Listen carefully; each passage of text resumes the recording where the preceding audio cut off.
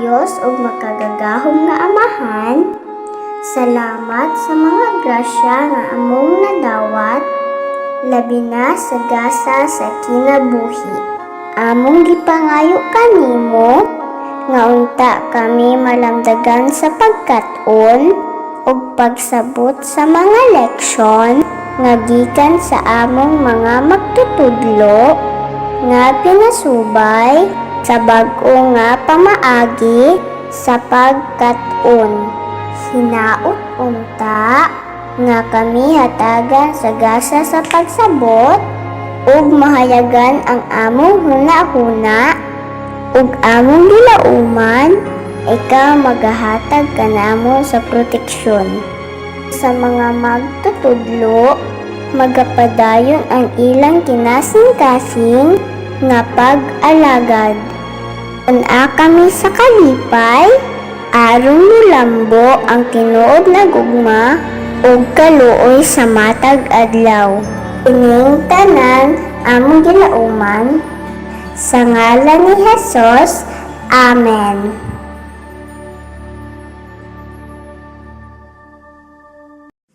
Mga kababayan, ang pambansang awit ng Pilipinas.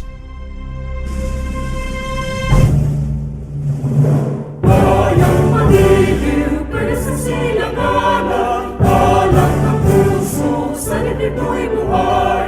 Lupang hinirang, tuyot ka ng magiti, sa panlulupi, di ka masisiling, sa nagkakapunod sa simula, sa langit mo mga, magilang kang tula at awit sa paglay ang minamahal, ang isang ng watawat mo'y tagumpay na nagdidinig, ang ituwing nagkaroon niya'y kailan ang mali magdidinig, lupa ng araw ng walang ipagsikap, ay langit sa piling mo, aming ligaya ng pagkay ng ating kamatay ng dahil sa mo.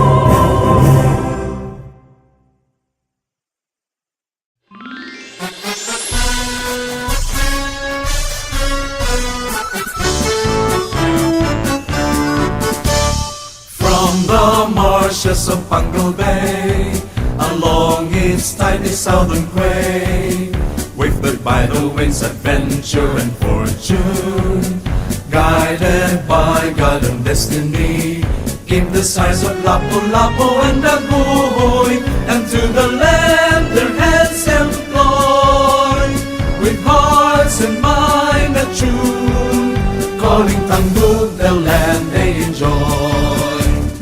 From the marshes of Pangal Bay, along its tiny southern quay, wafted by the winds, adventure and fortune, guided by God and destiny, came the sighs of Lapu-Lapu and Daguhoy, and to the land their hands employed, with hearts and mind attuned, calling Tanggug the land they enjoy. Tanggug blossom as rose by the bay, while Malindang watched with welcome glee the growth and progress on display. Tanggug a dream, Tanggug a town, Tanggug a city forever renowned, with their loyal sons endeavor it to be, with generation to behold and see, a mystic city by the side of Pangal Bay. From the marshes of Pangal Bay, along its tiny southern quay, wafted by the winds, adventure and fortune, guided by God and destiny, came the sighs of Lapu-Lapu and Daguhoy, and to the land their hands employed, with hearts and mind attuned, calling Tanggug the land they enjoy, calling Tanggug the land they enjoy.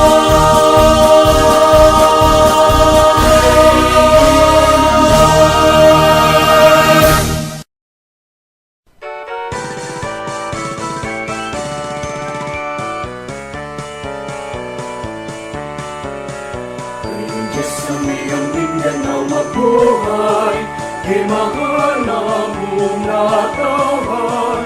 Mauswagon masidakon malipayon, pagpano sa katahon. Magpapiling kaning kasing-kasing, ang kabanaan o kamalipayon. Isa ka lumego maang magpaibabaw, ang kahon sa'yo kanina. Mabuhay ang iyong Mindanao, utang na among natawan. Bisag usab pa man kalimar, kami na minahalan. Sa buhat o katuyuan, simbolo sa kagawasan.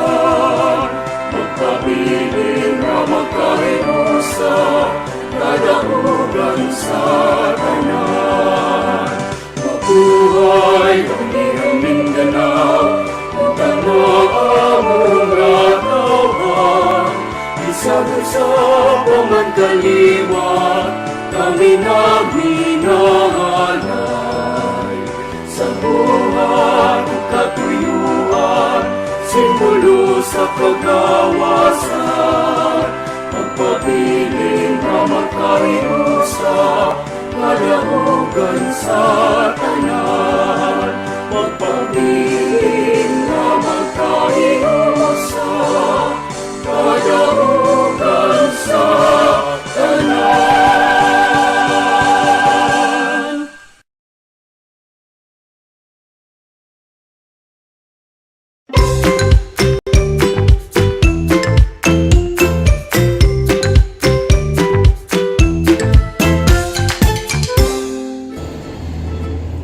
Kumusta mga bata? Welcome sa atong klase sa kindergarten dinhi sa telebisyon. Mga bata, andam na ba mo na magkat-on karong adlaw? Ali na, magkat-on na ta. Karong buntaga, magkat-on kita bahin sa mga adlaw sa semana.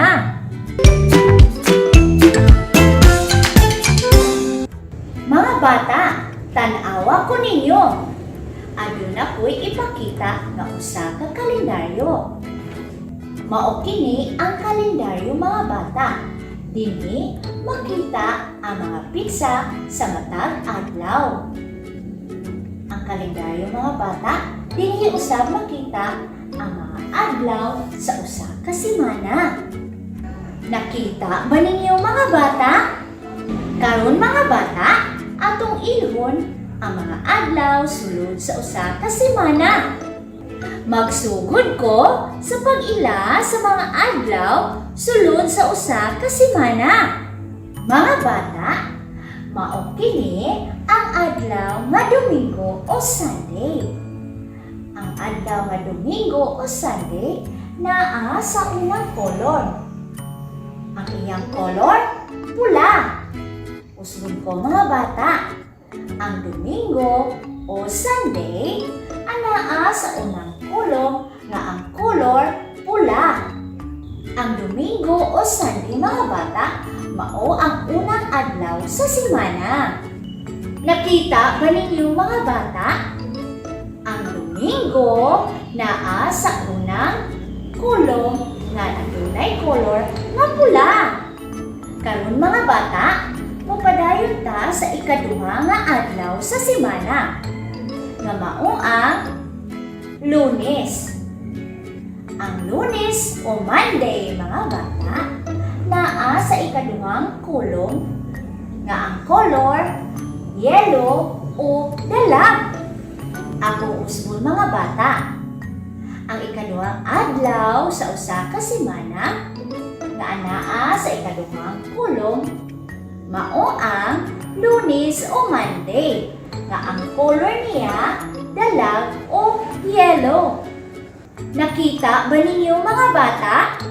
Mupadayon na punta sa ikatulo nga kolom, nga adunay color nga lunhaw o green. Okay mga bata, ang ikatulong kolom mao ang ikatulong adlaw sa semana nga Martes. Martes o Tuesday. Mga bata, ang Martes o Tuesday ang sunod nga adlaw sa Lunes o Monday. Akong usbon mga bata. Sa ikatulong adlaw, mao ang Martes o Tuesday nga adunay color lunhaw o green. Nakita ba ninyo mga bata? Maayo! Adto na punta sa ikaupat nga kolom nga adunay color nga brown. Ang ikaupat nga kolom mao ang adlaw nga Miyerkules o Wednesday. Ang ikaupat nga adlaw sa semana. Akong usbon mga bata. Ang naa sa ikaupat nga color nga adunay color nga brown adlaw nga Miyerkules o Wednesday. Ang ikaupat adlaw sa semana. Nakita ba ninyo mga bata? Maayo! Sunod, ato na punta sa ikalimang nga adlaw. Nga naa sa ikalima nga kolom nga adunay color nga orange. Kini nga adlaw mao ang Huwebes o Thursday. Ang ikalimang adlaw sa semana. Akong usbon mga bata. Ang naa sa ikalima nga kolom nga adunay color orange mao ang nga Huwebes o Thursday. Ang ikalimang adlaw sa semana. Nakita ba ninyo mga bata? Maayo! Sunod, ato na punta sa ikanunom nga kolom nga adunay color nga blue. Mga bata, ang ikalunom nga kolom mao ang ikaunom nga adlaw nga Bernes o Friday nga adunay color nga blue. Akong usbon mga bata. Ang naa sa ikaunom nga kolom nga adunay color nga blue mao ang adlaw nga Bernes o Friday. Ang ikaunom nga adlaw sa semana. Nakita ba ninyo mga bata? Maayo! Sunod, adto na punta sa ikapito nga kolom nga adunay color nga black o itom. Ang ikaunpito nga kolom mao ang adlaw nga Sabado o Saturday. Akong usbon mga bata. Ang naa sa ikapito nga kolom nga naay color nga black o itom mao ang adlaw nga Sabado o Saturday. Ang ikapitong adlaw sa semana. Nakita niyo mga bata? Maayo! Mga bata, ako nang napailan ninyo ang mga adlaw sa semana. Kini mao ang Domingo o Sunday, Lunes o Monday, Martes o Tuesday, Miyerkules o Wednesday, Huwebes o Thursday, Biyernes o Friday, o Sabado o Saturday. Mga bata, na ako'y ipakita nga video ato kinitan-awon o paminawon. Okay, karon mga bata, atong tun-an ang mga adlaw sa semana gamit ang kalendaryo nga naa sa inyong lamesa. Okay, samtang maminaw ta sa awit, atong itudlo ang mga adlaw sa semana. Nasabtan mga bata? Yes, teacher! Okay, nasabtan ka? Yes, teacher! Very good. Okay, ready? Go! Sunday, Monday, Tuesday, Wednesday, Thursday, Friday, Saturday, Sunday comes again.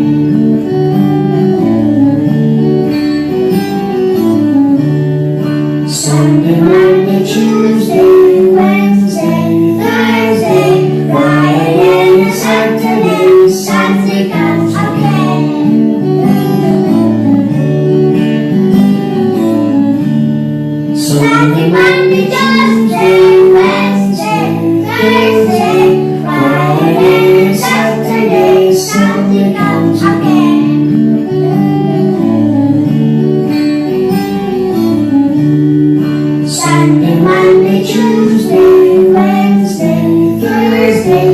Friday, Saturday, Sunday comes again.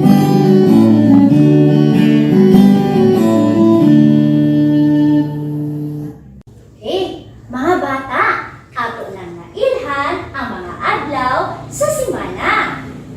Domingo o Sunday, Lunes o Monday, Martes o Tuesday, Miyerkules o Wednesday, Huwebes o Thursday, Biyernes o Friday, o Sabado o Saturday. Nasabtan mga bata? Yes, teacher! Ako pakpakan na itong kaugaling mo mga bata.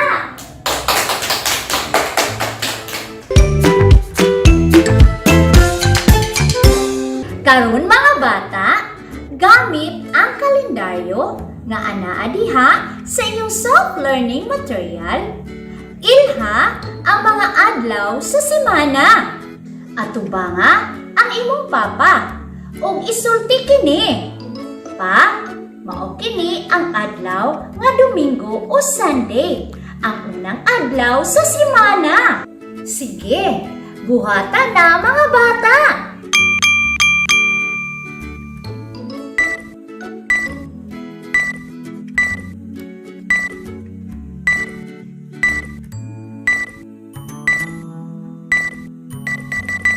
Nabuhat na ba ninyo mga bata? Kung inyo nang gibuhat, maayo!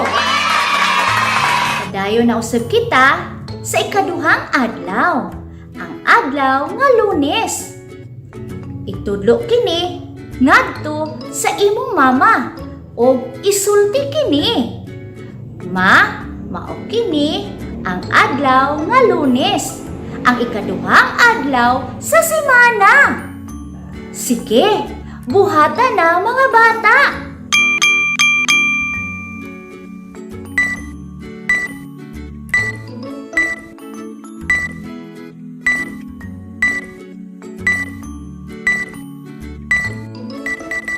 Inyo na bang nabuhat mga bata? Kung inyo nang nabuhat, maayo! Karon, padayon ta sa ikatulong adlaw, mao ang Martes.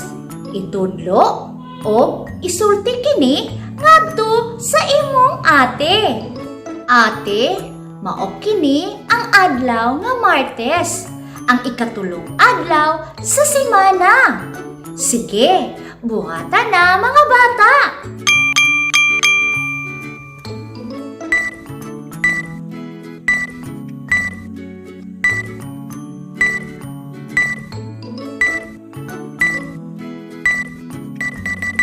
Nabuhat na ba ninyo mga bata? Kung inyo nang nabuhat, maayo! Padayon ta sa ikaupat nga adlaw, mao ang Miyerkules. Itudlo kini ngadto sa imong kuya o isulti kini. Kuya, mao kini ang adlaw nga Miyerkules, ang ikaupat nga adlaw sa semana. Sige, buhatan na mga bata!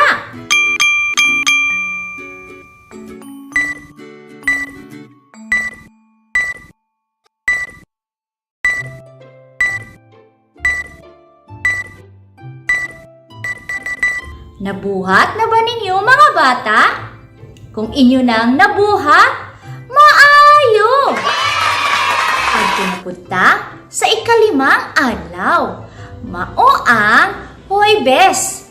Itudlo kini ngadto sa imong lola o isulti kini.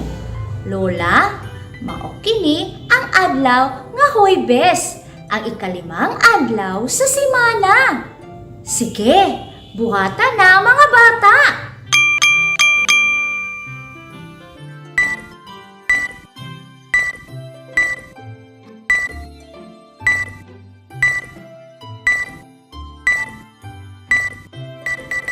Nabuhat na ba ninyo mga bata? Kung inyo nang nabuhat, maayo! Adto na punta sa sunod nga adlaw, mao ang Biyernes. Itudlo kini ngadto sa imong lulo. O isulti kini. Lolo, mao kini ang adlaw nga Biyernes, ang ikaunom nga adlaw sa semana. Sige, buhatan na mga bata.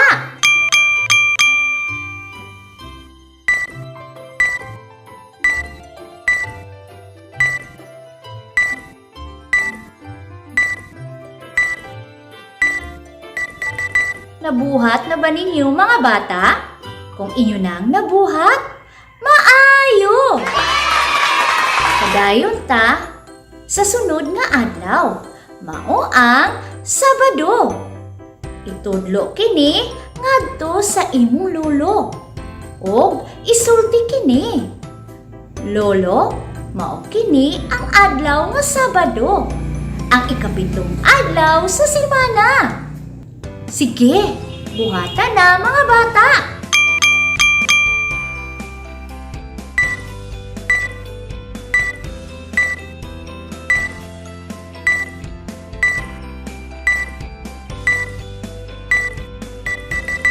Nabuhat na ba ninyo mga bata?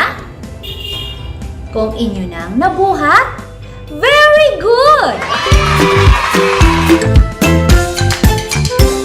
Para sa unang buluhaton, tun-i ang hulagway sa kalendaryo. Sunda o buhata ang akong isulti. Pananglitan, moingon ko nga pangitaa ang adlaw nga Martes, o kolori kini o green, o lunhaw. Inyong nakita nga ang kolom sa adlaw nga Martes sa kalendaryo akong gikuluran og color green. Inyo bang nakita mga bata? Maayo! Sige, magsugod na kita. Pangitaa ang adlaw nga Domingo og kolore kini og pula. Nabuhat na ba ninyo mga bata? Maayo! Sunod, pangitaa ang adlaw nga Biyernes og kolore kini og bughaw o blue. Nabuhat na ba ninyo mga bata? Maayo! Sunod, pangitaa ang adlaw nga Lunes og kolore kini dalag o yelo. Nabuhat na ba ninyo mga bata? Maayo! Sunod, pangitaa ang adlaw nga Miyerkules og kolore kini og brown. Nabuhat na ba ninyo mga bata? Maayo! Sunod, pangitaa ang adlaw nga Sabado og kolore kini og pink. Nabuhat na ba ninyo mga bata? Maayo! Sunod, pangitaa ang adlaw nga Huwebes og kolore kini og orange. Nabuhat na ba ninyo mga bata? Maayo! Alang sa duga nga pagkaton, isumpay ang mga putol-putol nga linya aron maporma ang usa ka hulagway sa kalendaryo. Akong usbon mga bata, isumpay ang mga putol-putol nga linya aron maporma ang usa ka hulagway sa kalendaryo. Ug dinhi natapos ang atong leksyon karong adlaw. Hangtod sa sunod higayon. Daghang salamat mga bata. Bye-bye.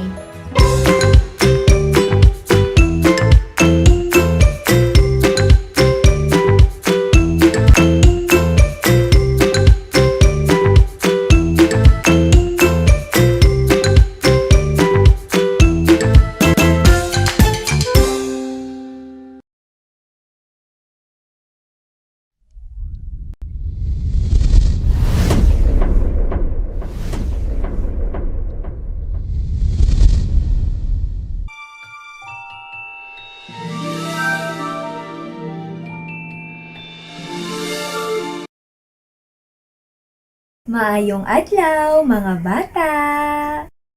Ania kita karon para sa atong pagtulunan sa pagbasa.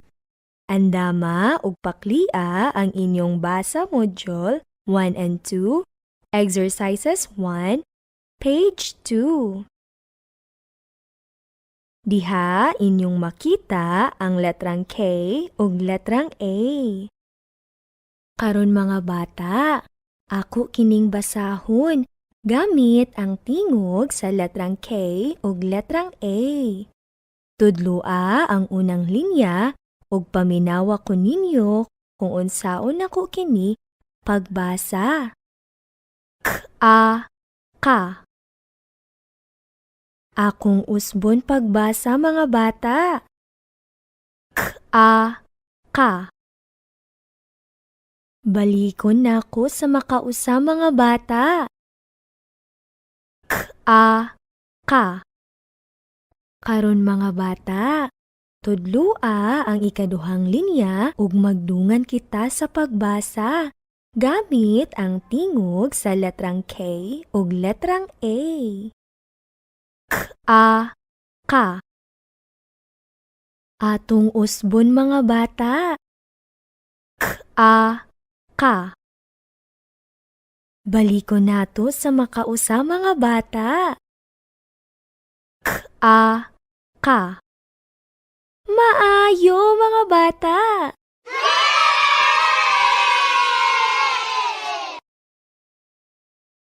Karon mga bata, tudloa ang ikatulong linya ug kamo na pud ang magbasa gamit ang tingog sa letrang K ug letrang A. Usban ninyo mga bata. Balika pa sa makausa mga bata. Sakto!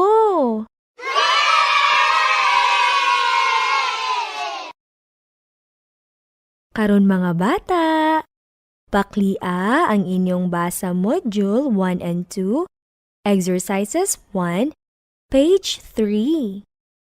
Diha inyong makita ang letrang K ug letrang I. Karon mga bata, ako kining basahon gamit ang tingog sa letrang K ug letrang I. Tudloa ang unang linya ug paminawa ko ninyo kung unsaon ako kini pagbasa. K-i, ki. Akong usbon pagbasa mga bata. K-i, ki. Balikon nako sa makausa mga bata. K-i, ki. Karon mga bata, tudloa ang ikaduhang linya ug magdungan kita sa pagbasa gamit ang tingog sa letrang K ug letrang I. K-i, ki. Atong usbon mga bata. K-i, ki. Balikon nato sa makausa mga bata. K-i, ki. Maayo mga bata.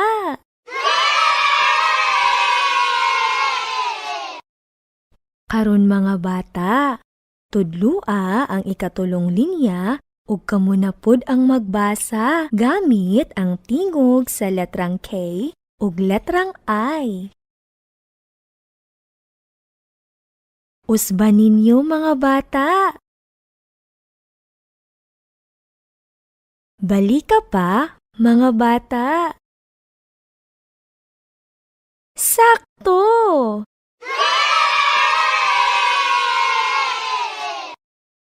Karon mga bata, paklian na pod ang inyong basa module 1 and 2, exercises 1, page 4. Diha inyong makita ang letrang K ug letrang O. Karon mga bata, ako kining basahon gamit ang tingog sa letrang K ug letrang O. Tudloa ang unang linya ug paminawa ko ninyo kung unsaon ako kini pagbasa gamit ang tingog sa letrang K ug letrang O. K-o, ko. Akong usbon pagbasa mga bata. K-o, ko. Baliko nako sa makausa mga bata. K-o, ko. Karon mga bata, tudlua ang ikaduhang linya ug magdungan kita sa pagbasa gamit ang tingog sa letrang K ug letrang O. K-o, ko. Atong usbon mga bata. K-o, ko. Baliko nato sa makausa mga bata. K-o, ko. Maayo mga bata.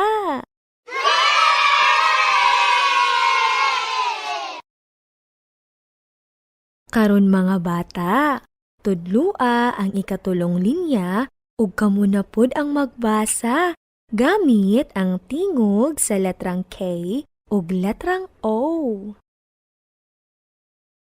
Usban ninyo mga bata. Balika pa sa makausa mga bata. Maayo mga bata.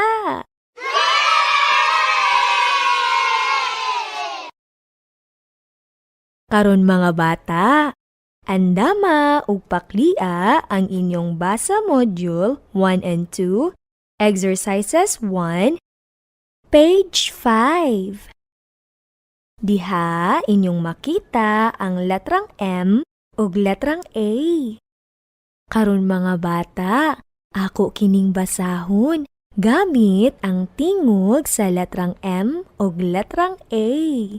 Mga bata, tudlua ang unang linya ug paminawak ko kung unsaon ako pagbasa gamit ang tingog sa letrang M ug letrang A. M-a, ma. Akong usbon mga bata. M-a, ma. Akong usbon sa makausa mga bata. M-a, ma. Karon mga bata, tudlua ang ikaduhang linya ug magdungan kita sa pagbasa gamit ang tingog sa letrang M ug letrang A. M-a, ma. Atong usbon mga bata. M-a, ma. Balikon ta mga bata. M-a, ma. Maayo mga bata.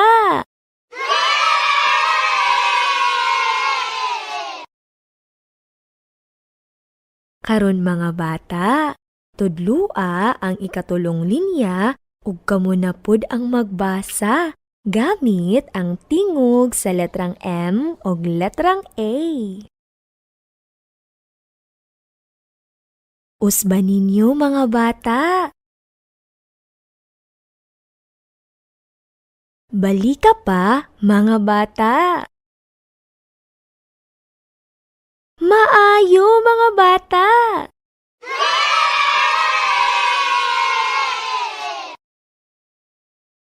Karon mga bata, paklia ang inyong basa module 1 and 2, exercises 1, page 6.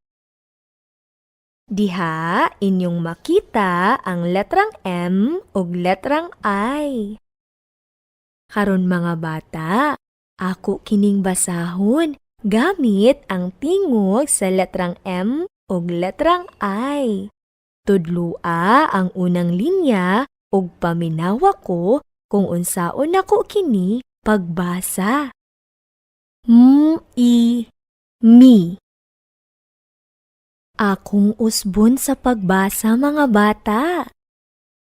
M-i, mi. Akong balikon sa makausa mga bata. M-i, mi. Karon mga bata, tudlua ang ikaduhang linya ug magdungan kita sa pagbasa gamit ang tingog sa letrang M ug letrang I. Mi. Atong usbon mga bata. Mi. Balikon ta sa makausa mga bata. Mi. Maayo mga bata.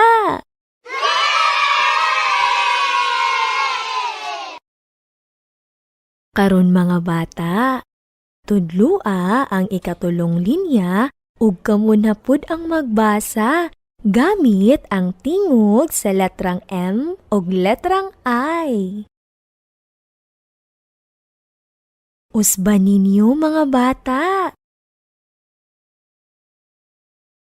Balika pa mga bata. Maayo mga bata.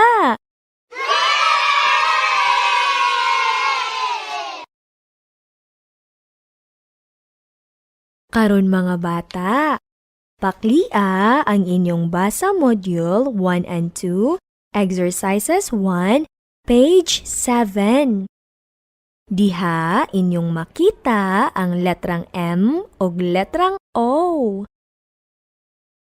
Karon mga bata, ako kining basahon gamit ang tingog sa letrang M ug letrang O. Tudlua ang unang linya ug paminawa ko kung unsaon ako kini pagbasa. Mo. Akong usbon mga bata. Mo. Balikon nako sa makausa mga bata. Mo.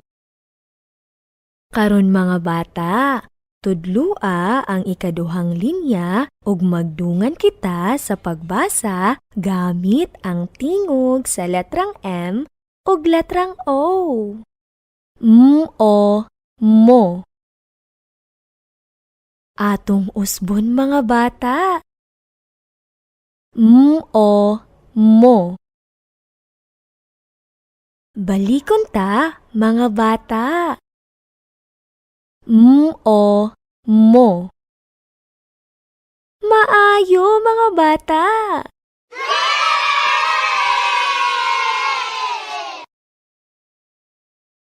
Karon mga bata, tudlua ang ikatulong linya ug kamo na pud ang magbasa gamit ang tingog sa letrang M ug letrang O. Usban ninyo mga bata. Balika pa mga bata. Maayo mga bata.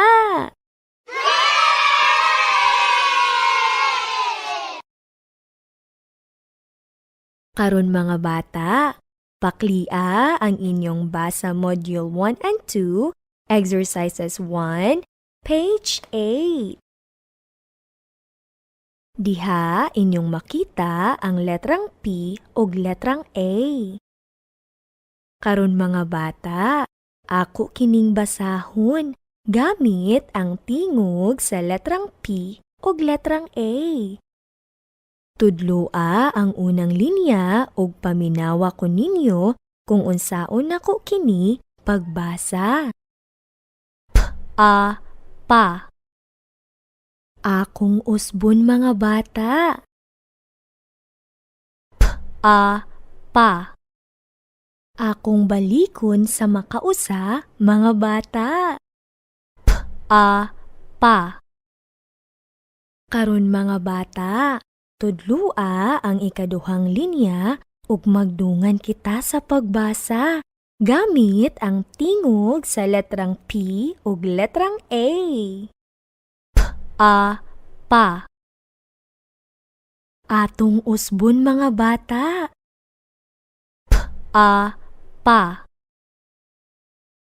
Balikon ta sa makausa mga bata.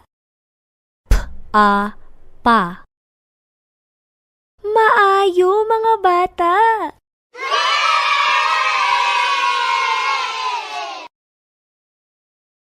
Karon mga bata, tudlua ang ikatulong linya ug kamo na pud ang magbasa. Gamit ang tingog sa letrang P ug letrang A. Usban ninyo mga bata. Balika pa sa makausa mga bata. Sakto mga bata!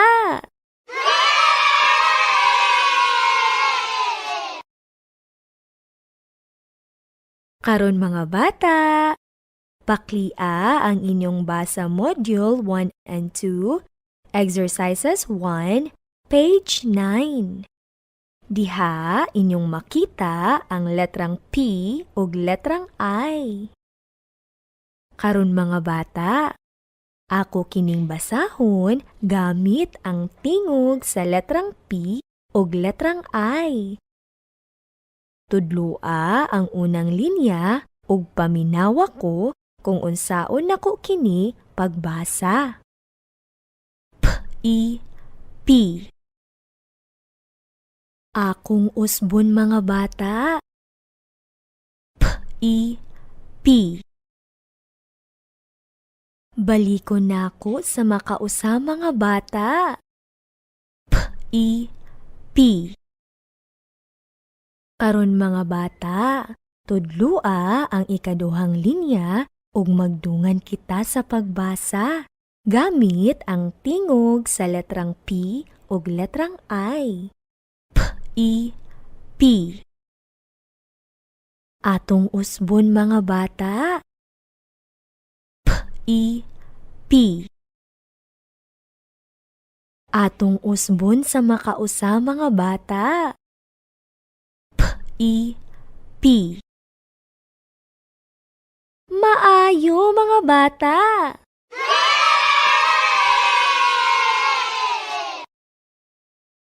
Karon mga bata, tudlua ang ikatulong linya ug kamo na pud ang magbasa gamit ang tingog sa letrang P ug letrang I.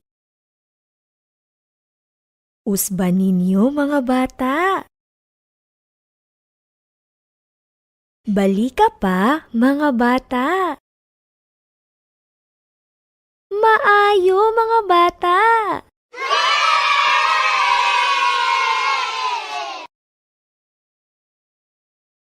Karon mga bata, paklia ang inyong basa module 1 and 2, exercises 1, page 10.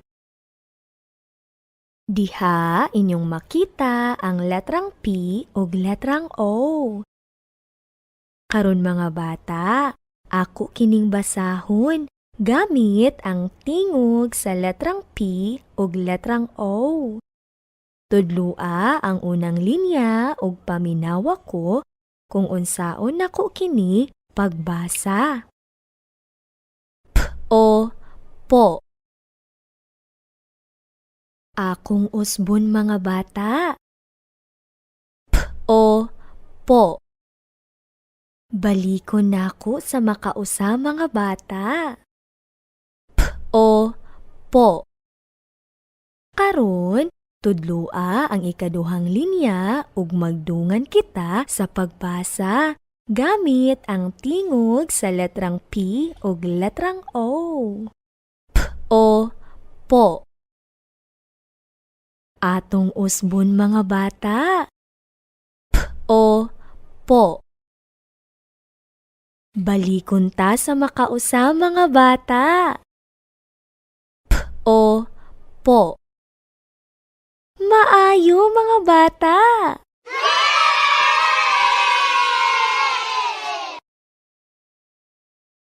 Karon mga bata, tudlua ang ikatulong linya ug kamo na pod ang magbasa gamit ang tingog sa letrang P ug letrang O. Usban ninyo mga bata. Balika pa sa makausa mga bata. Sakto mga bata!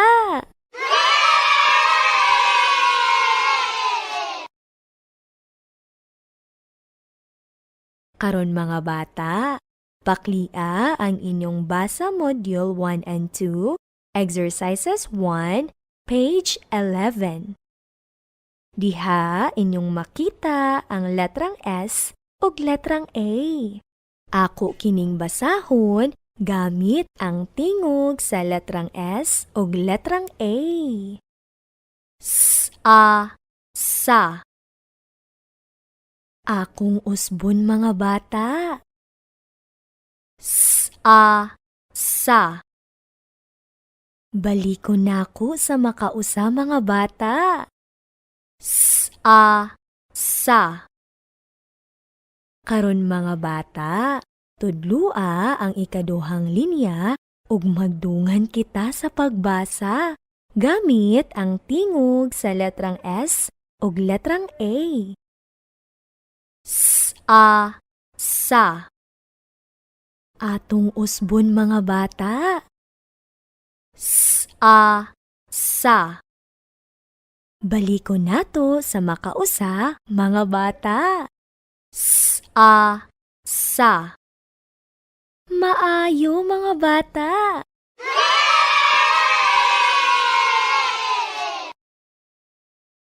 Karon mga bata, tudlua ang ikatulong linya ug kamo na pud ang magbasa gamit ang tingog sa letrang S ug letrang A. Usban ninyo mga bata. Balika pa mga bata. Sakto mga bata.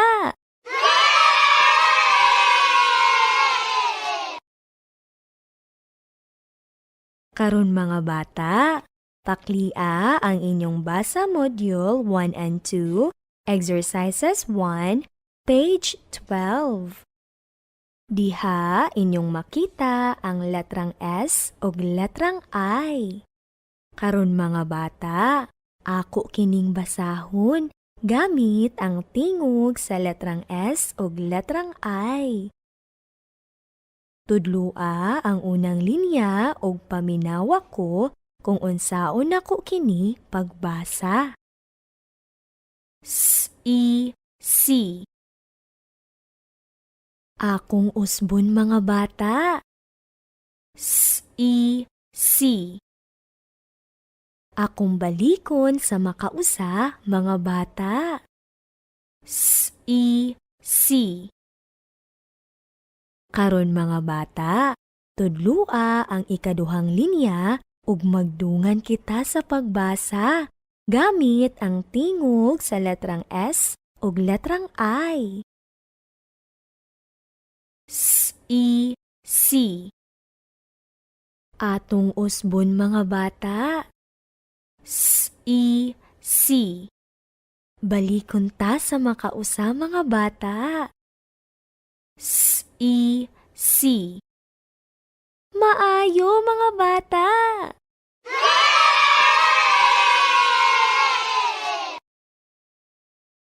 Karon mga bata, tudlua ang ikatulong linya ug kamo na pud ang magbasa gamit ang tingog sa letrang S ug letrang I. Usban ninyo mga bata. Balika pa sa makausa mga bata. Maayo mga bata.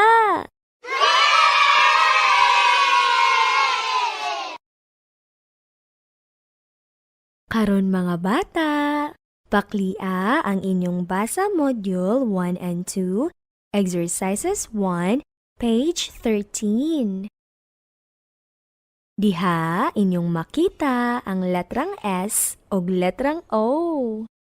Karon mga bata, ako kining basahon gamit ang tingog sa letrang S ug letrang O. Tudlua ang unang linya ug paminawa ko ninyo kung unsaon kini pagbasa. o so. Akong usbon mga bata. O so. Balikon nako sa makausa mga bata. O so. Karon mga bata, tudlua ang ikaduhang linya ug magdungan kita sa pagbasa gamit ang tingog sa letrang S ug letrang O. O so. Atong usbon mga bata. O so. Balikon ta sa makausa mga bata. O so. Maayo mga bata.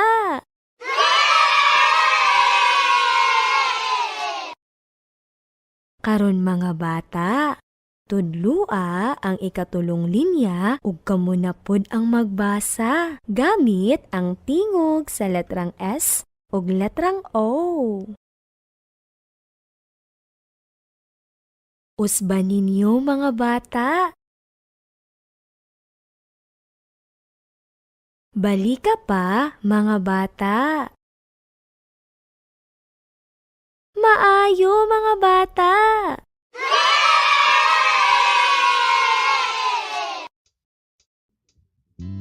Ug din hinatapos ang atong review karong adlaw. Hangtod sa sunod nga higayon mga bata. Daghang salamat. Enjoy!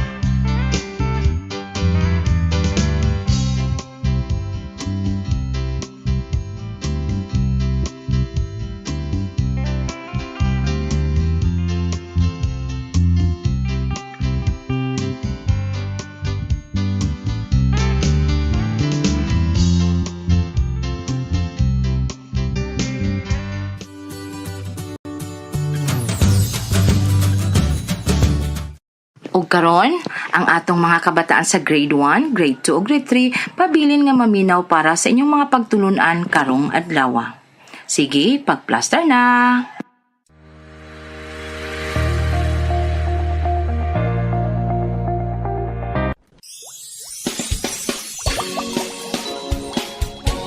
Para sa mga bata sa grade 3 Filipino, maila ang mga pulong nga garay o mga salitang magkatugma na nasa tula. Mga bata, karong adlaw atong katunan ang pag-ila sa mga pulong nga garay o mga salitang magkatugma na nasa tula.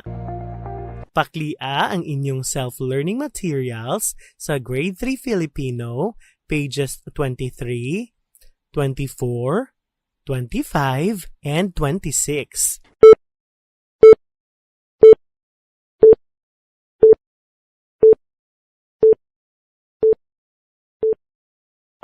Mga bata, magkatugma ang mga salita kung magkasintunog ang dulumpantig ng mga ito. Mayroong ganap at di ganap ang tugma. Sa ganap na tugma, magkapareho ang tunog o titik ng huling salita. Ito ay tugma sa patinig na a, E, I, O, U. Halimbawa mga bata, mahirap sumaya ang taong may sala. Inyong mapapansin na magkapareho ang tunog o titik ng huling salita. Ito ay tugma sa patinig na A. Sa di ganap ang tugma, magkapareho lamang ang tunog ng huling salita sa bawat taludtod, ngunit magkakaiba ang titik. Halimbawa mga bata, walang mahalagang hindi inihandog ng may pusong mahal sa bayang nagkupkop. Inyong mapapansin na magkapareho lamang ang tunog ng huling salita sa bawat taludtod, ngunit magkakaiba ang titik. Halimbawa mga bata, babasahin ko ang tula at alamin ang mga salitang magkatugma. Sa bukid, ninais ko'y simple lamang na buhay. Hindi man napakayaman, basta't matiwasay. Ibig kong tumira sa gitna ng bukid, sa puok na tahimik at may lunti ang paligid. Dito'y kay gandang pagmasdan ng palay. Tinutukoy itong simbolo ng buhay. Sariwang prutas iyong matitikman. Sariwang gulay, hatid ay kalusugan. Mga bata, ang mga salitang buhay at matiwasay ay di ganap ang tugma. Magkapareho lamang ang tunog ng huling salita sa bawat taludtod, ngunit magkaiba ang titik. Para sa iba pang impormasyon, basahin ang inyong self-learning materials at basahin at sagutin ang mga tanong na inyong makikita sa inyong gawain.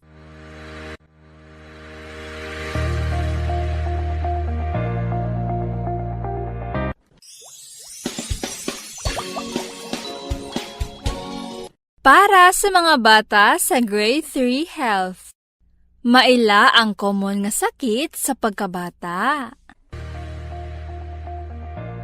Mga bata, karong adlaw atong katunan ang pag-ila sa common nga sakit sa pagkabata. Ang inyo sa buluhaton inighuman ni ining atong leksyon usa ka written activity. Paklia ang inyong RBI learning materials sa Grade 3 Health, pages 1 and 2. Mga bata, ang sakit kay abnormal nga kondisyon sa lawas nga makaapekto sa normal nga lihok sa lawas ug hunahuna. Mao kini ang hinungdan sa dili maayo nga pag-atiman sa lawas. Kasagaran mga mikrobyo o bakterya ang magdala sa mga nagkalain-laing sakit sa lawas. Ang kasagaran nga sakit sa pagkabata makuha pinaagi sa wala pagkaon sa mga masustansyang pagkaon, kakulangon sa husto nga nutrisyon sa lawas, dili saktong pag-atiman o paghinlo sa lawas, o pwede pod makuha kini gikan sa hugaw nga palibot. Ang mga bata kinahanglan adunay sakto nga nutrisyon para malikayan ang mga sakit. Mao kini ang mga kasagaran nga sakit sa pagkabata. Ubo, sipon o tonsillitis, hilanat, sakit sa tiyan, bayuok, pagsakit o paghubag sa tutunlan, pangatol sa panit, ug tipdas ug hangga. Ang bata nga adunay hinay o resistensya maoy dali nga matakbuyan ni ining mga sakit. Kung dili husto ang nutrisyon sa lawas, wala pod kini kusog para makig-away sa mga mikrobyo ug bakterya nga mosulod sa lawas. Ang pagkaon sa sobrang tamis nga pagkaon sama sa tsokolate maoy hinungdan sa tonsillitis. Ang dili pagligo adlaw-adlaw pwedeng mamahimong hinungdan sa pagpangatol sa lawas. Maong importante ang adunay maayong nutrisyon ug hustong pag-atiman sa lawas aron magpabiling himsog ug malikay sa mga sakit. Pananglitan mga bata, lantawan ninyo ang hulagway. Unsa kaha ang sakit sa bata nga anaa sa hulagway? Kung ang inyong tubag, upo, sakto mga bata. Ubo ang sakit sa bata nga anaa sa hulagway. Karon mga bata, adto na kita sa inyong buluhaton. Paklia ang pages 2 and 3 sa inyong RBI Learning Materials. Ilha ang sakit sa pagkabata sumala sa gipakita sa hulagway. Pilia ang hustong tubag sa sulod sa kahon. Isulat ang imong tubag sa espasyo.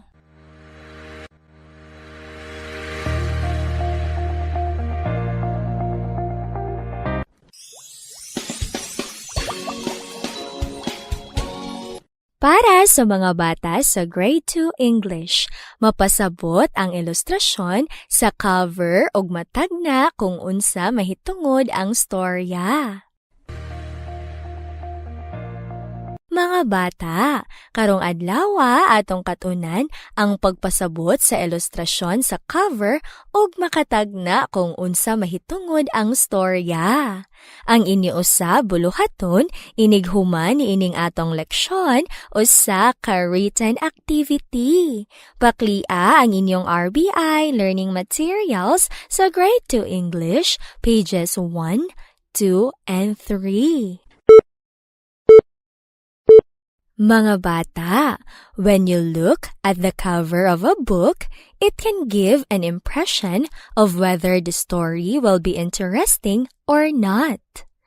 Also, by looking at the illustrations, the title of the book and graphics or pictures can help you predict what the story may be about. The illustrations express the main idea and the interesting part of the story. Predicting what the story may be about should be carefully done based on the clues in the illustration. For example, let's predict what the story may be about based on the illustration on the cover. Let us look at the illustration below and let's answer the following questions. Number 1. What is the title of the book? Is it A? The title of the book is The Hare and the Tortoise. Or B. The title of the book is Finish. If your answer is A, the title of the book is The Hare and the Tortoise, that's right mga bata! The answer is The Hare and the Tortoise. Based on the illustration given, you can see that it is written in bold and placed at the top of the cover to be emphasized. Number 2. Who are the main characters of the story? A. The main characters of the story are the hare and the tortoise. B. The main characters of the story are the turtle and the monkey. If your answer is A, the main characters of the story are the hare and the tortoise, very good mga bata! The answer is the main characters of the story are the hare and the tortoise because they are illustrated in the cover page. Number 3. What are the main characters doing in the illustration? A. They are in a party. B. They are in a race. If your answer is B. They are in a race, that's correct mga bata! The answer is they are in a race because the cover shows the illustration of a road and a finish sign. Number 4. Who do you think will win the race? A. the hare will win the race? Or B, the tortoise will win the race? If your answer is B, the tortoise will win the race, that's right, mga bata! The answer is the tortoise will win the race because based on the illustration, he is nearer to the finish line than the hare. Number 5. What is the best prediction as to what will be the story may be about? A. The story will be about a hare and a tortoise who will fight in a race and at the end, the tortoise will win. Or B. The story will be about a hare and a tortoise who will visit a park together, and at the end, the tortoise will leave the hare behind since the hare had fallen asleep. If your answer is A, the story will be about a hare and a tortoise who will fight in a race, and at the end, the tortoise will win. Very good, mga bata! That is the correct answer because the prediction of what the story may be about was carefully done based on the clues in the illustration of the cover. Now, let's proceed to your activity. Kindly open your RBI learning materials on pages 3 and 4. Predict what the story may be about based on the illustration on the cover.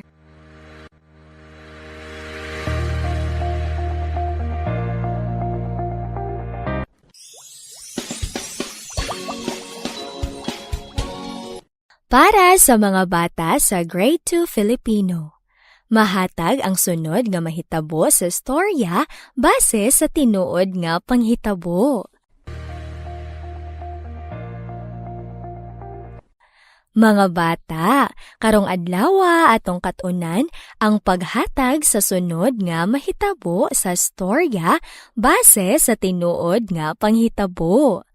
Ang inyo sa buluhaton, inighuman ni ining atong leksyon o sa ka-written activity.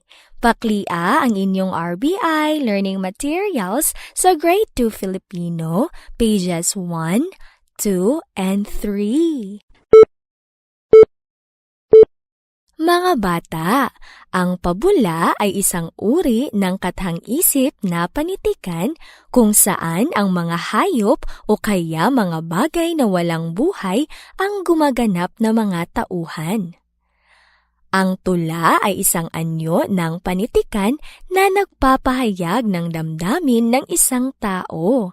Ito ay binubuo ng mga saknong at ang mga saknong ay binubuo ng mga taludtod at tugma. Maaari nating ibigay ang susunod na mangyayari sa kwento batay sa tunay na pangyayari, pabula, tula at tugma. Sa pagbibigay ng susunod na mangyayari sa kwento, ginagamit natin ang ating malikhaing pag-iisip. Kadalasan, ang mga pangyayaring ating nalilikha ay batay sa ating karanasan, mga nabasa, narinig o kaya'y napanood.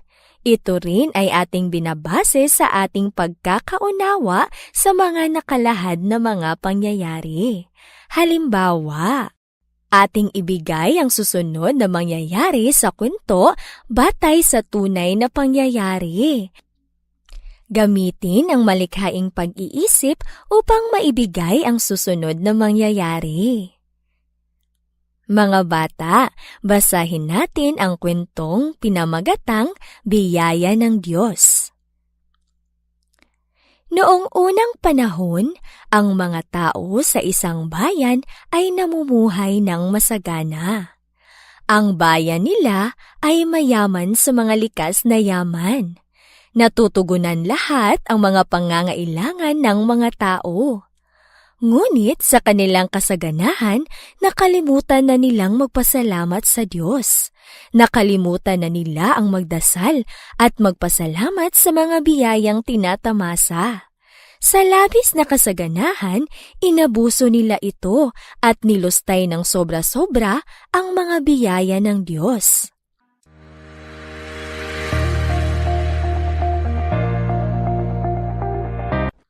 Ngayon mga bata, ano kaya ang susunod na mangyayari sa kwento?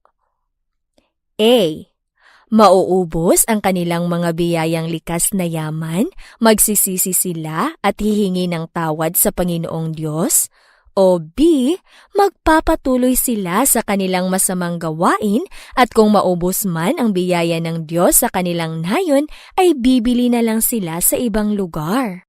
Mga bata, ang kwento na ating binasa ay batay sa tunay na pangyayari. Ang susunod na pangyayaring naibigay ay A.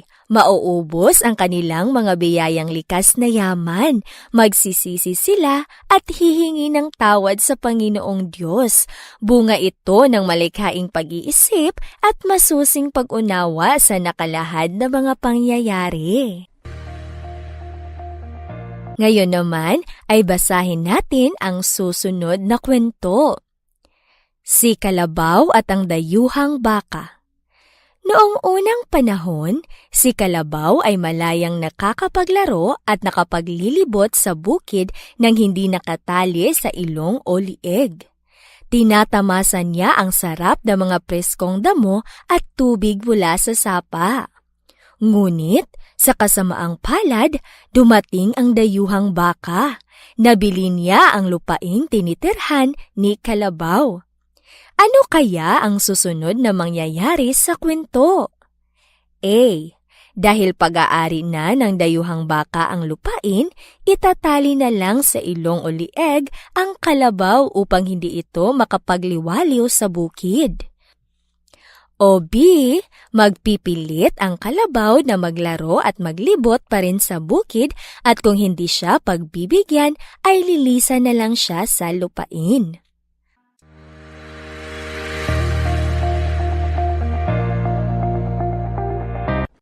Mga bata, ang kwento ay batay sa isang pabula o isang uri ng kathang-isip na panitikan kung saan ang mga hayop o kaya mga bagay na walang buhay ang gumaganap na mga tauhan. Ang susunod na pangyayaring naibigay ay A. Dahil pag-aari na ng dayuhang baka ang lupain, itatali na lang sa ilong o lieg ang kalabaw upang hindi ito makapagliwaliw sa bukid. Bunga ito ng malikhaing pag-iisip at masusing pag-unawa sa nakalahad na mga pangyayari. Ngayon, pumunta na tayo sa inyong gawain. Pakibuksan ang ika-4 na pahina ng inyong RBI Learning Materials.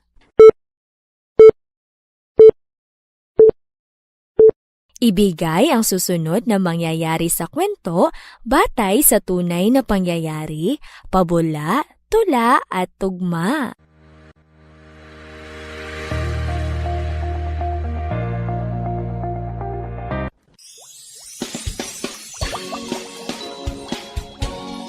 Para sa mga bata sa Grade 1 Mathematics.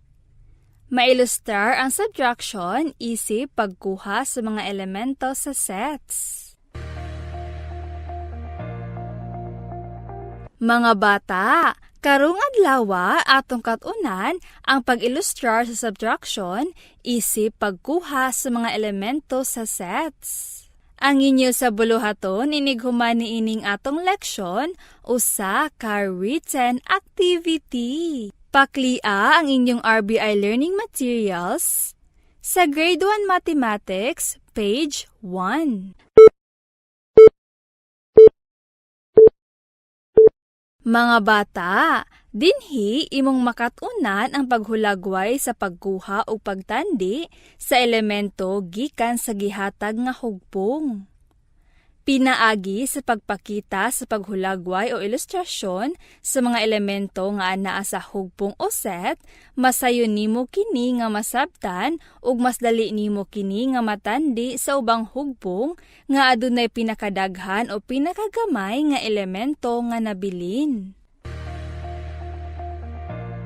Subtraction o pagkuha. Mao ang pagkuha sa elemento gikan sa hugpong o set. Adunay duha ka parte ang subtraction, kini mao ang minuend o subtrahend. Ang minuend mao ang numero diin maoy imong kuhaan. Samtang ang subtrahend mao ang numero diin maoy imong ikuha. Ang tawag usab sa tubag sa pagkuha o subtraction mao ang difference.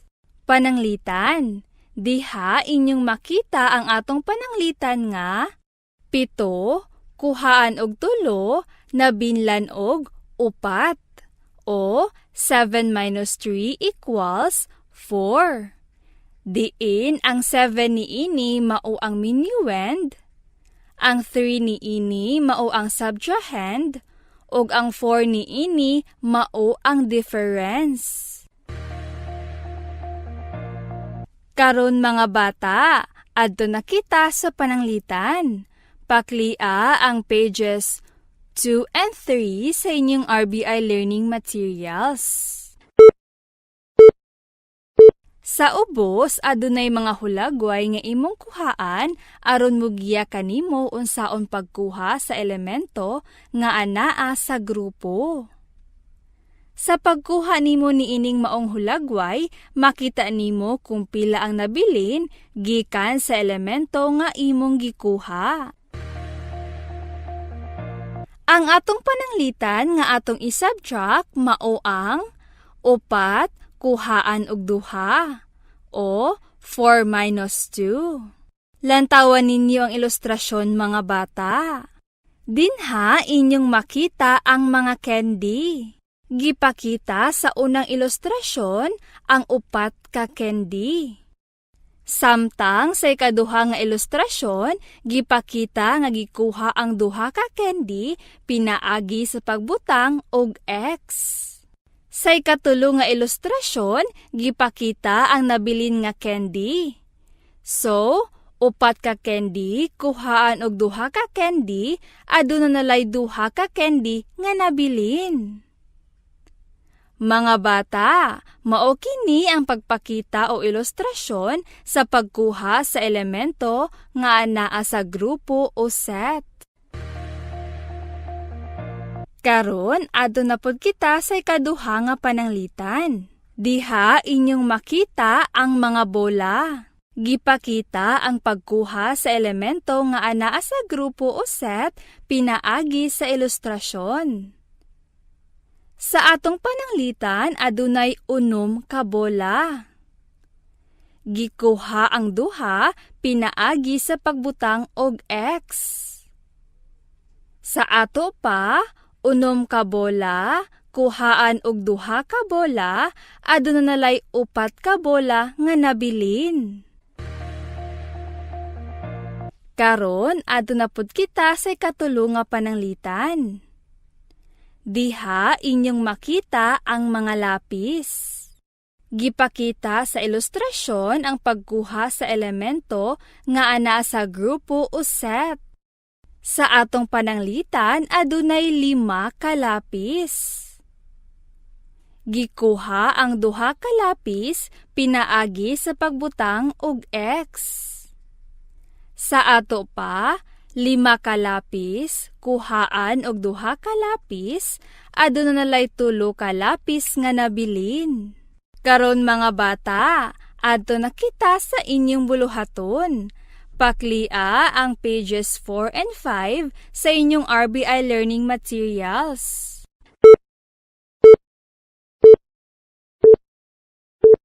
Pinaagi sa paghulagway gamit ang pagkuha sa elemento gikan sa grupo, isulat sa kahon ang insaktong tubag sa number sentence.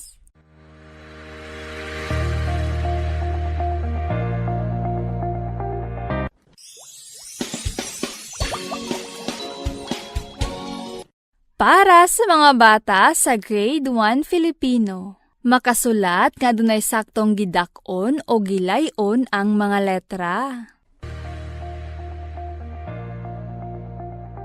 Mga bata, Karong adlaw atong katunan ang pagsulat kadunay saktong gidak-on o gilayon ang mga letra. Ang inyo sa buluhaton inighuman ining atong leksyon usa ka performance activity. Paklia ang inyong RBI learning materials sa Grade 1 Filipino, pages 1 and 2. Mga bata, ang pagsulat ng letra na may tamang laki at layo sa isa't isa ay mahalaga sapagkat nakakatulong ito upang makilala ang mga malalaki at maliliit na letra ng ating alpabetong Filipino at ang layo nila sa isa't isa. Ang malaking titik o uppercase letter ay ang nauuna at ang maliit na titik o lowercase letter ay ang ikalawa. Tandaan na ang pagsulat ng mga letra, malaki man o maliit, ay dapat nakasulat ng may tamang laki at layo sa isa't isa. Isaalang-alang din natin ang layo nito sa isa't isa upang maiwasan ang pagkakadikit-dikit ng pagkakasulat nito at madali lang itong basahin. Ito ang gabay ng tamang pagkakasulat ng mga letra. Sundin lamang ito mga bata. Tignan ninyo ang ilustrasyon mga bata. Inyong makikita sa ilustrasyon ang tamang pagkasulat o stroke ng bawat letra at ang tamang distansya nito. Makikita nyo rin ang mga tamang hakbang sa pagsulat ng bawat letra na magiging ninyong gabay. Halimbawa mga bata, tignan ninyo ang mga letra sa ibaba. Ito ang wastong pagkasulat ng letra na may wastong laki at layo sa isa't isa. Pumunta tayo sa ating unang letra mga bata. Ang ating unang letra o titik ay ang titik D. Sa kanang bahagi makikita nyo naman ang wastong pagkasulat ng letra o titik D. Tandaan lamang mga bata ang tamang pagkakasulat o stroke nito na inyong makikita sa itaas na magsisilbi ninyong gabay. Ngayon, pumunta tayo sa ating ikalawang letra. Ang ating ikalawang letra ay ang titik K. Sa kanang bahagi makikita niyo naman ang wastong pagkasulat ng letra o titik K. Tandaan lamang mga bata ang tamang pagkakasulat o stroke na inyong makikita sa itaas na magsisilbi ninyong gabay. Ngayon, pumunta naman tayo sa ating ikatlong letra. Ang ating ikatlong letra ay ang titik M. Sa kanang bahagi, makikita nyo naman ang wastong pagkasulat ng letra o titik M. Tandaan lamang mga bata ang tamang pagkakasulat o stroke nito na inyong makikita sa itaas na magsisilbi ninyong gabay. Ngayon, pumunta naman tayo sa inyong gawain. Buksan ang pahina 2 at 3 ng inyong RBI learning materials.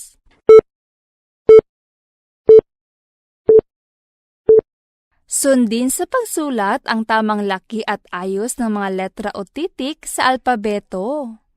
Isulat sa linya ang iyong sagot.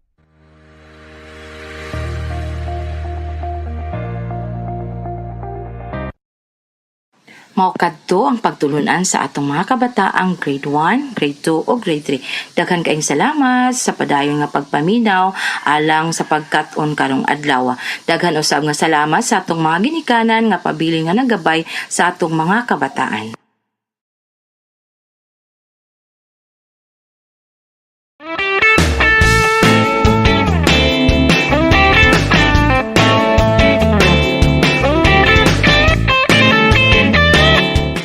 Ug karon ang atong mga kabataan sa grade 4, grade 5 and grade 6 magplaster na para sa inyong mga pagtulunan karong adlaw.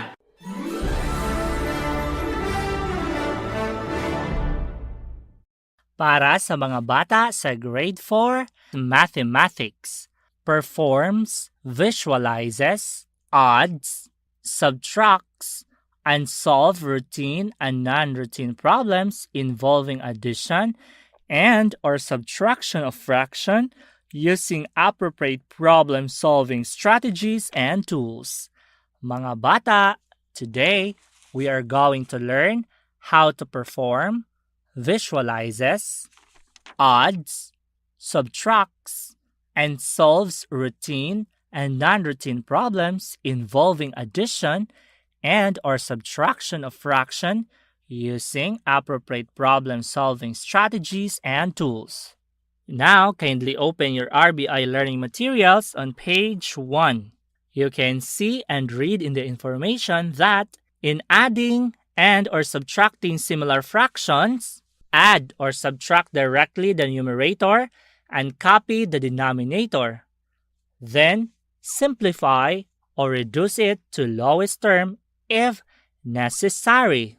For example, Tatay Doming bought 1 whole bibingka sliced into 8 equal parts. Yang Yang ate 3 slices. 2 slices for Lena and 1 slice each for Nanay Conching and Tatay Doming. How many slices of bibingka were eaten? And how many slices were left? So, si Tatay Doming nagpalit og isa ka bibingka nga gi-slice og 8 ka bahin. Si Yang Yang nikaon og 3 ka slices. Si Lena nikaon og 2 ka slices. Og tagsa sila Nanay Conching og Tatay Doming. Ang pangutana, pila man ka slices sa bibingka ang nakaon og pila man ang nahibilin. Mga bata, in solving word problems, there are steps to follow. Step 1, understand. In this step, we need to answer 2 questions. The first question is, what is as in the problem? So mga bata, atong hinumduman nga sa pag-answer ni ini, atong tan-awon ang question part sa problem. Og ato lang kanang i-rephrase into a statement form. So, the answers to the question are, number 1, the number of slices of bibingka eaten. Number 2, the number of slices of bibingka left. Ang sunod nga pangutana under this step is, what are the given facts? So remember learners, nga ang given facts, tanan nga mga numbers nga gihatag diha sa problem. So the given facts are 1 whole bibingka, 3 slices nga gikaon ni Yang Yang, ang 2 slices nga gikaon ni Lena, ug ang tagsa ka slices para ni Nanay Conching og Tatay Doming. Sunod nga step is plan. In this step, we need to answer 2 questions.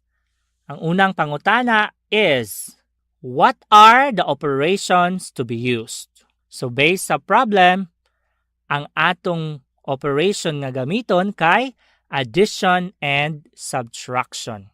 Sunod nga pangutana under this step is, what is the number sentence?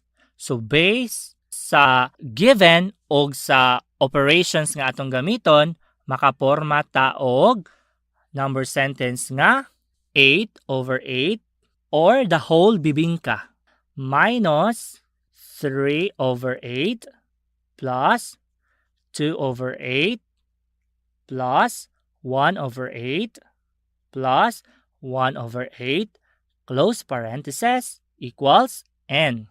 Step 3. Solve.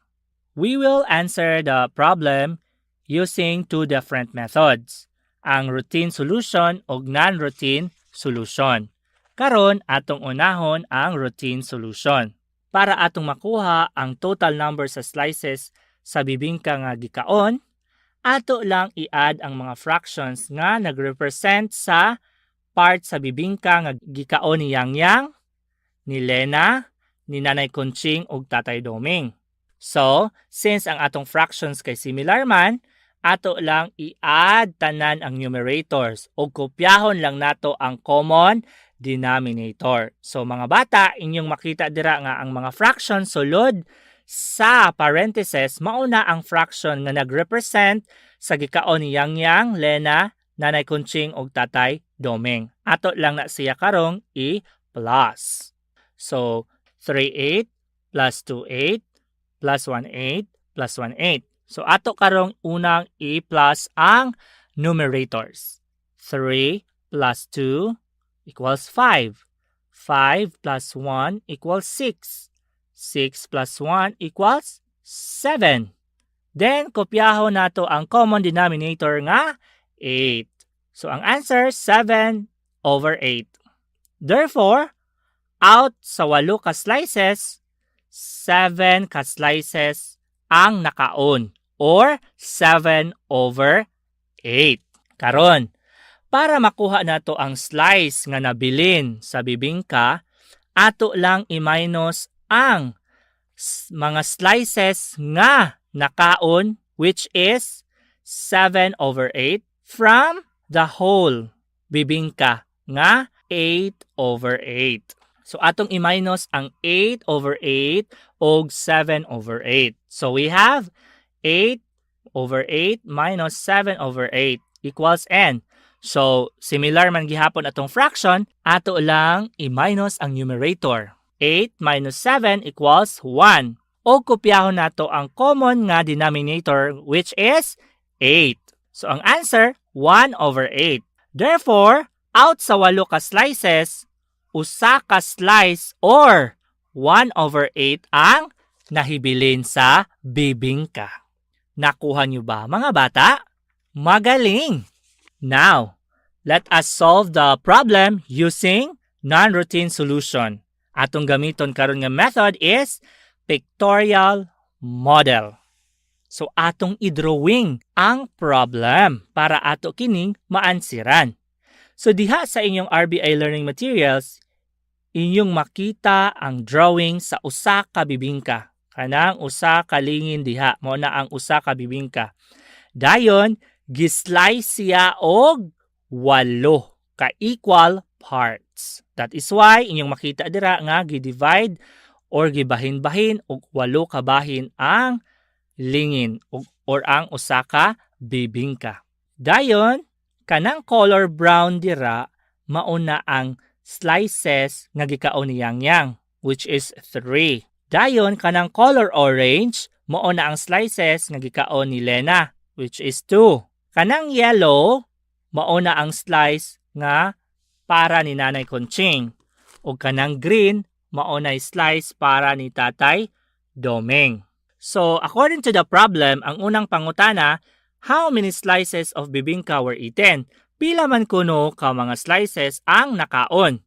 So, karon ato lang i-plus ang mga nakaon nilang tanan. So, inyo makita dira ang drawing sa gikaon ni Yang, which is 3 ka slice. That is why naay gishadan dira og 3 ka bahin. Plus ang gikaon ni Lena nga 2 slices.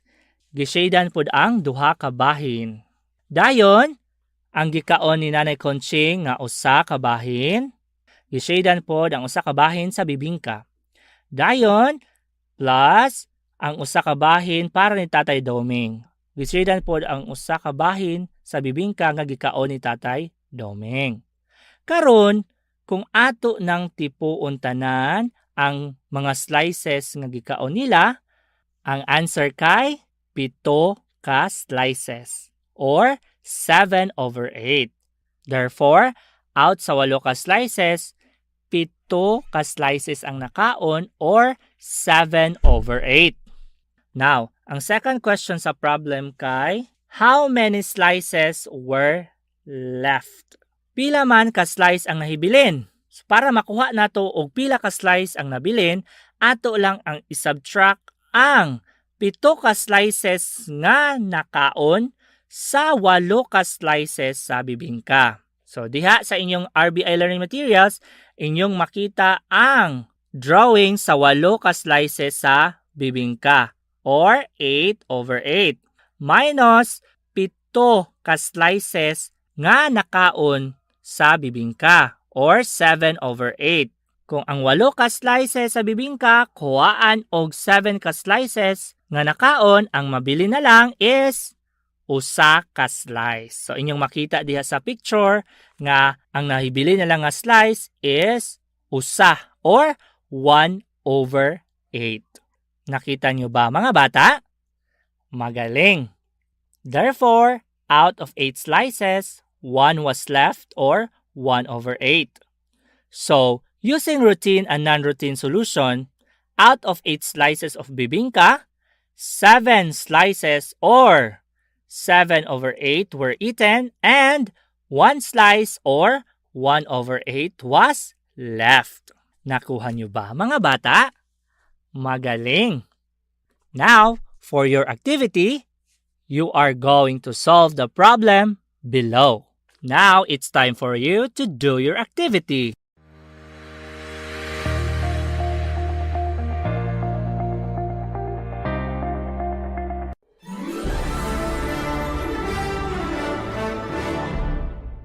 Para sa mga bata sa Grade 4 ESP na isa sa buhay ang pagiging bukas palad sa panahon ng kalamidad. Balikan natin ang segment na kung saan na isa sa buhay ang pagiging bukas palad ni Mang Mario at ang kaniyang mga kasamahan sa harap ng kalamidad.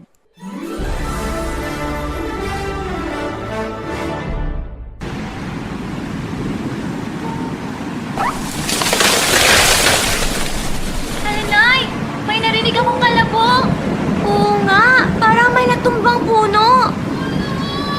Tulungan niyo po ako, mga kapitbahay! Tulungan niyo po ako, tulong!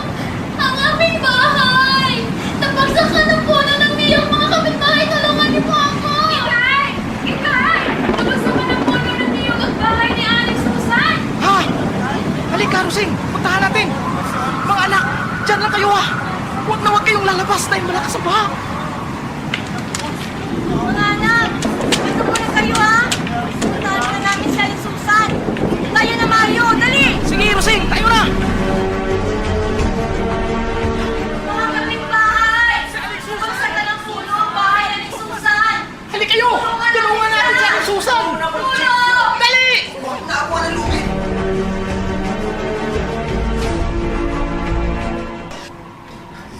Salamat naman sa Diyos. Salamat sa Panginoon. Tulungan natin si Alex Susan. Maraming salamat, mga kapitbahay! Salamat!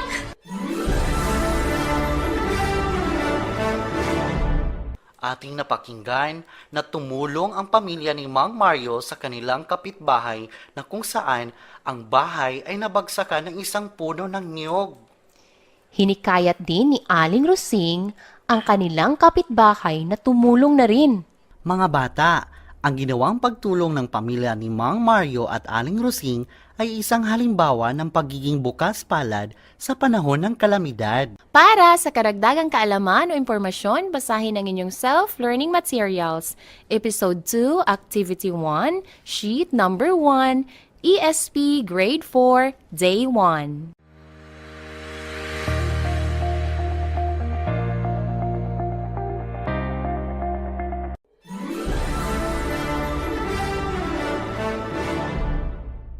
Para sa mga bata sa Grade 5 Music, determines the range of a musical example, wide and narrow. Mga bata, today we are going to learn how to determine the range of a musical example, wide and narrow. Ang gawain ninyo pagkatapos ng leksyong ito ay isang performance activity. Pakibuksan ang inyong RBI Learning Materials page 1. Sa impormasyon, inyong makikita at mababasa na ang melodic range ay tumutukoy sa layo o agwat ng mga nota sa pagitan ng pinakamataas na tono at ng pinakamababang tono sa isang awitin. Ang range ay ang pagitan mula sa pinakamababa hanggang pinakamataas na tonong maaawit o matutugtog. Mayroong makitid at malawak na range. Tingnan ang ilustrasyon na inyong makikita sa inyong RBI Learning Materials. Kung ang distansya ng pinakamababa at pinakamataas na note ng musika ay maikli lamang, ang musika ay sinasabing may narrow range. Ang narrow range ay binubuo lamang ng kaunting tonong pagitan mula sa pinakamababa hanggang pinakamataas na tono. Ang awiting Chuaay ay isang awitin na may narrow range. Tingnan at pag-aralang mabuti ang musical piece na inyong makikita sa inyong RBI Learning Materials. Ngayon, pakibuksan ang inyong RBI Learning Materials page 2. Kung ang distansya ng pinakamababa at pinakamataas na mga note ay sadyang malaki ang agwat, ang musika ay sinasabing may wide range. Ang wide range ay sumasakop ng maraming tonong pagitan. Ang awiting Ili-ili Tulog Anay ay isang awitin na may wide range. Mga bata, tingnan at pag-aralang mabuti ang musical piece na inyong makikita sa inyong RBI Learning Materials. Ngayon mga bata, para sa ating halimbawa, tingnan ang mga halimbawang awitin. Sa unang halimbawa, inyong makikita ang musical piece na Salidumay, na isang Kalinga folk song.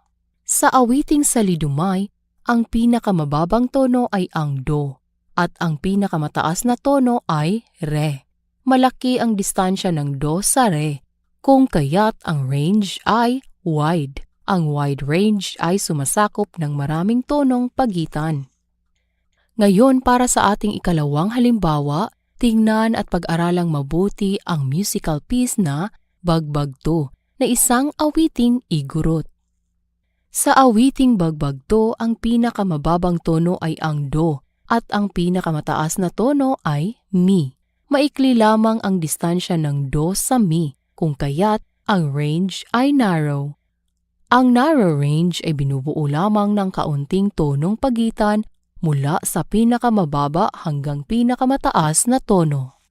Ngayon, para sa inyong gawain, pakibuksan ang inyong RBI Learning Materials page 4. Tukuyin kung narrow o wide range ang mga halimbawang awitin sa ibaba. Ngayon mga bata, oras na para gawin ninyo ang inyong gawain.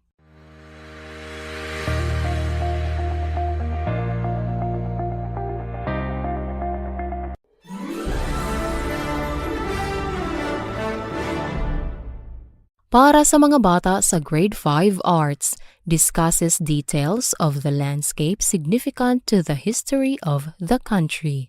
Mga bata, today we are going to learn how to discuss details of the landscape significant to the history of the country. Ang gawain ninyo pagkatapos ng leksyong ito ay isang performance activity. Pakibuksan ang inyong RBI Learning Materials page 1. Sa impormasyon, inyong makikita at mababasa na ang landscape ay ang nakikitang mga katangian ng isang lugar ng lupa, mga anyong lupa nito at kung paano sila sumasama sa natural o gawa ng tao. Makikita sa ating bansa ang iba't ibang nakakabighaning likas, gawang tao at makasaysayang tanawin. Para sa ating halimbawa, tingnan natin ang pagtatalakay sa mga detalye ng mga tanawin sa ating bansa. Basahin natin ang impormasyon upang matalakay ang mga detalye ng tanawin. Sa inyong RBI Learning Materials, inyong makikita ang tanawin ng Batanes. Ang Batanes ay isa sa mga lugar sa Pilipinas na mayaman sa likas at kabigha-bighaning tanawin ng kalupaan at katubigan. Ito ay matatagpuan sa pinakadulong hilagang bahagi ng Pilipinas. Ang anyong kalupaan ng Batanes ay binubuo ng matatarik na gulod, mababang burol, mabatong mga gilid ng bundok pababa ng dagat at malalim na kanyon. Nakatira ang mga Ivatan o ang tawag sa pangkat etnikong naninirahan sa Batanes sa mga bahay na bato na yari sa batong apog o limestone at dahon ng kugon. Kakaiba ang likas na kagandahan ng Batanes. Maaliwalas ang paligid, ang simoy ng hangin ay sariwa, ang luntiang lupa ay binibigyang kulay ng sari-saring bulaklak at tanim, at ang bughaw na kulay ng tubig dagat ay maginhawa sa paningin. Ang malaparaisong ganda ng isla ay patuloy na binabalik-balikan ng mga turista. Ngayon, pakibuksan ang inyong RBI Learning Materials page 2. Sagutin natin ang mga sumusunod na tanong. Unang tanong, ano ang isa sa mga lugar sa Pilipinas na mayaman sa likas at kabigha-bighaning tanawin ng kalupaan at katubigan na matatagpuan sa pinakadulong hilagang bahagi ng Pilipinas? Ang sagot ay inyong makikita sa loob ng kahon. Ang isa sa mga lugar sa Pilipinas na mayaman sa likas at kabigha-bighaning tanawin ng kalupaan at katubigan na matatagpuan sa pinakadulong bahagi ng Pilipinas ay ang Batanes. Ikalawang tanong, ano-ano ang mga detalye na naglalarawan sa Batanes? Ang sagot ay inyong makikita at mababasa sa loob ng kahon. Ang mga detalye na naglalarawan sa Batanes ay ang matatarik na gulod, mababang burol, mabatong mga gilid ng bundok pababa ng dagat at malalim na kanyon. Inilalarawan din ang bakay ng mga ivatan na bato na yari sa batong apog o limestone at dahon ng kugon. Ang mga bakay ng mga ivatan ay yari sa batong apog o limestone at dahon ng kugon. Ikatlong tanong, bakit binabalik-balikan ng mga turista ang Batanes? Ang sagot ay inyong makikita sa loob ng kahon. Ang Batanes ay binabalik-balikan ng mga turista dahil sa malaparaisong ganda ng isla. Ito ay may maaliwalas na paligid. Ang simoy ng hangin ay sariwa. Ang luntiang lupa ay binibigyang kulay ng sari-saring bulaklak at tanim. At ang bughaw na kulay ng tubig dagat ay maginhawa sa paningin. Mga bata, upang matalakay ang mga detalye ng tanawin na mahalaga sa kasaysayan ng ating bansa, sasagutin natin ang tanong sa itaas. Ang magiging sagot ang siyang tatalakay sa detalye ng tanawin na mahalaga sa kasaysayan. Ngayon, para sa inyong gawain, pakibuksan ang inyong RBI Learning Materials page 3. Talakayin ang detalye ng tanawin na nasa ibaba sa pamamagitan ng pagsagot sa mga tanong. Ngayon mga bata, oras na para gawin ninyo ang inyong gawain.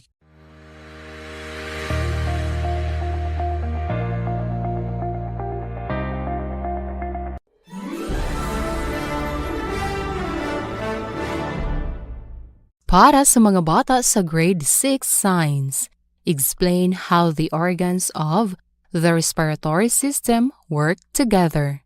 Mga bata, today we are going to learn how to explain how the organs of the respiratory system work together. Your activity after this lesson is a performance activity.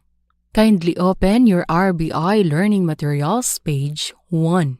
In the information, you can see an illustration of the respiratory system. And also, you can see and read the following. Why do we breathe? Breathing is very vital in life. We breathe for about 20,000 times a day. Respiratory system is the system responsible in breathing. Its main function is to exchange oxygen and carbon dioxide between the atmosphere, blood, and body cells. Respiration includes the intake of oxygen and its delivery to the cells of the different parts of the body and the removal and release of carbon dioxide. Main parts of the respiratory system. 1. Nose. Nose is the prominent structure between the eyes that serves as the entrance to the respiratory tract through its nostrils, the two opening in the nose where oxygen enters. 2. Nasal cavity. Nasal cavity includes the inside of the nose. It is lined with a mucous membrane that helps keep the nose moist. There are also little hairs called cilia that help filter the air you breathe in, blocking dirt and dust from getting into your lungs.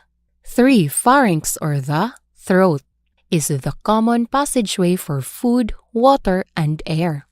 4. Larynx or voice box is the main site for sound production. It contains two ligaments called vocal cords that vibrate when air passes them. With our tongue and lips, we convert these vibrations into speech. To prevent food from entering the trachea, the epiglottis closes the larynx when swallowing. 5. Trachea is known as windpipe. It is made up of muscles and elastic fibers with rings of cartilage lined with cilia. The trachea filters the air we inhale and branches into the bronchi. 6. Bronchi are two tubes that carry air into the lungs. The bronchial tubes branch into smaller tubes called bronchioles, which also branch off into alveoli. 7. Bronchioles and alveoli together make up the lungs. Alveoli are grape-like structures at the end of bronchioles, where the lungs and blood exchange oxygen and carbon dioxide during breathing. 8.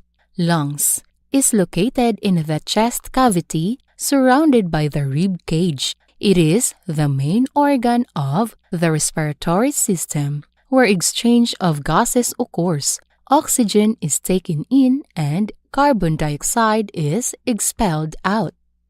9. Diaphragm is a dome-shaped muscle located at the bottom of the lungs that controls breathing.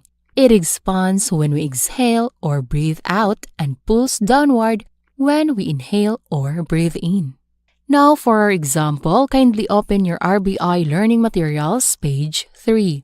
Now let us learn how to explain the different organs of the respiratory system and how it works in the body. Let us learn first how air enters the body through the upper respiratory tract. Inside of the box, you can see and read the information. As you inhale, oxygen enters the nose through the opening called nostrils. Inside of the nose, there are nasal passages lined with hairs called cilia. The cilia filters the dust and other particles present in the air before it reaches to the inner side of the nose called nasal cavity.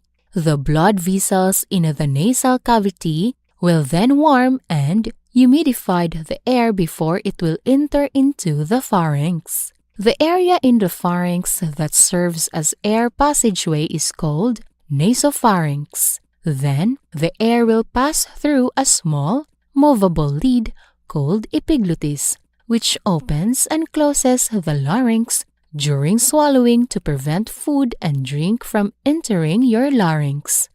Larynx is a small tube that let the air pass from the throat or pharynx to the trachea.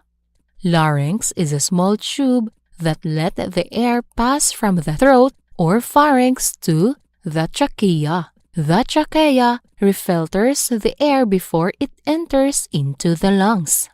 Mga bata, to explain how each of the organ works, we need to follow these steps. Step 1. Look for keywords. Keyword A. Nostrils. B. Nasal passages. C. Nasal cavity. D. Pharynx. E. Larynx. F. Trachea. The keywords are the underlined words from the information given. Step 2. Formulate questions based on the identified keywords. The question that we can formulate based on the keyword A is, what are nostrils? Question B. What is the function of nasal passages? Question C. What is the role of the nasal cavity? Question D. What is pharynx? Question E. What is the function of larynx? Question F. What is the role of trachea during respiration?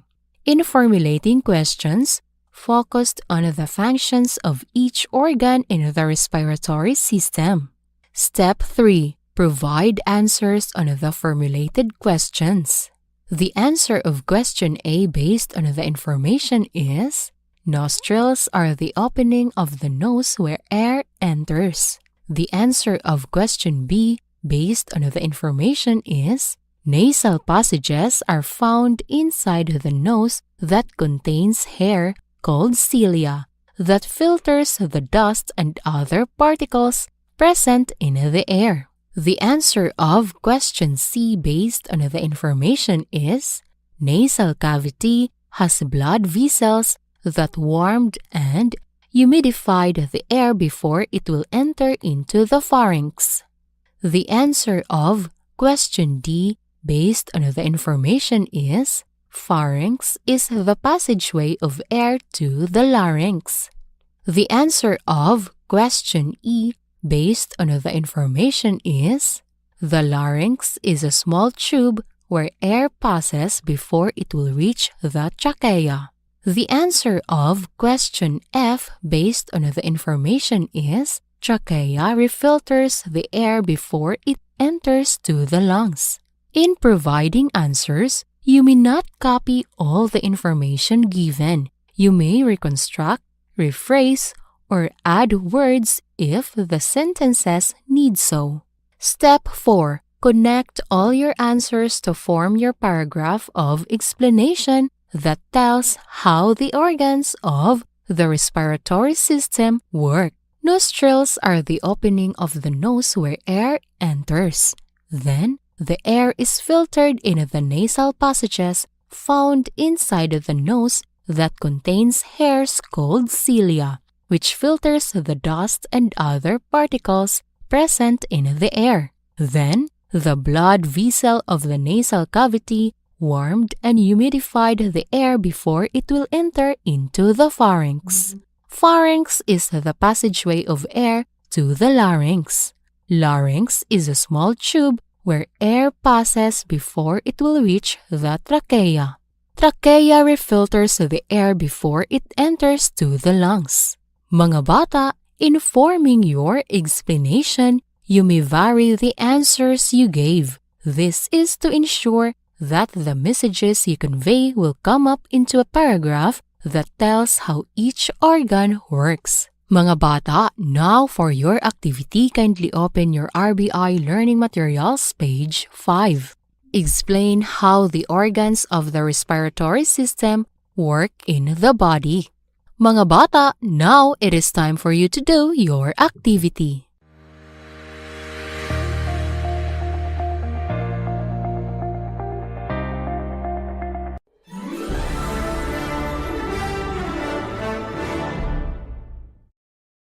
Para sa mga bata sa grade 6 mathematics, solves percent problems involving marked up price. Today, we are going to learn how to solve percent problems involving marked up price. At the end of this lesson, you are going to answer a written activity. Now, kindly open your RBI learning materials on page 1. You can see and read in the information that solving for markup price is an example of a problem involving percent of increase. From its original amount, the amount to be added is the markup, and the new amount is called the selling price. Markup, or M, is the increase in the price of an item. Markup rate, or MR, is the percent to be added to the cost of the item. Cost, or C, is the original amount of the item. Selling price, or SP, is the amount of the item after the markup has been added to the cost. The formulas are the following.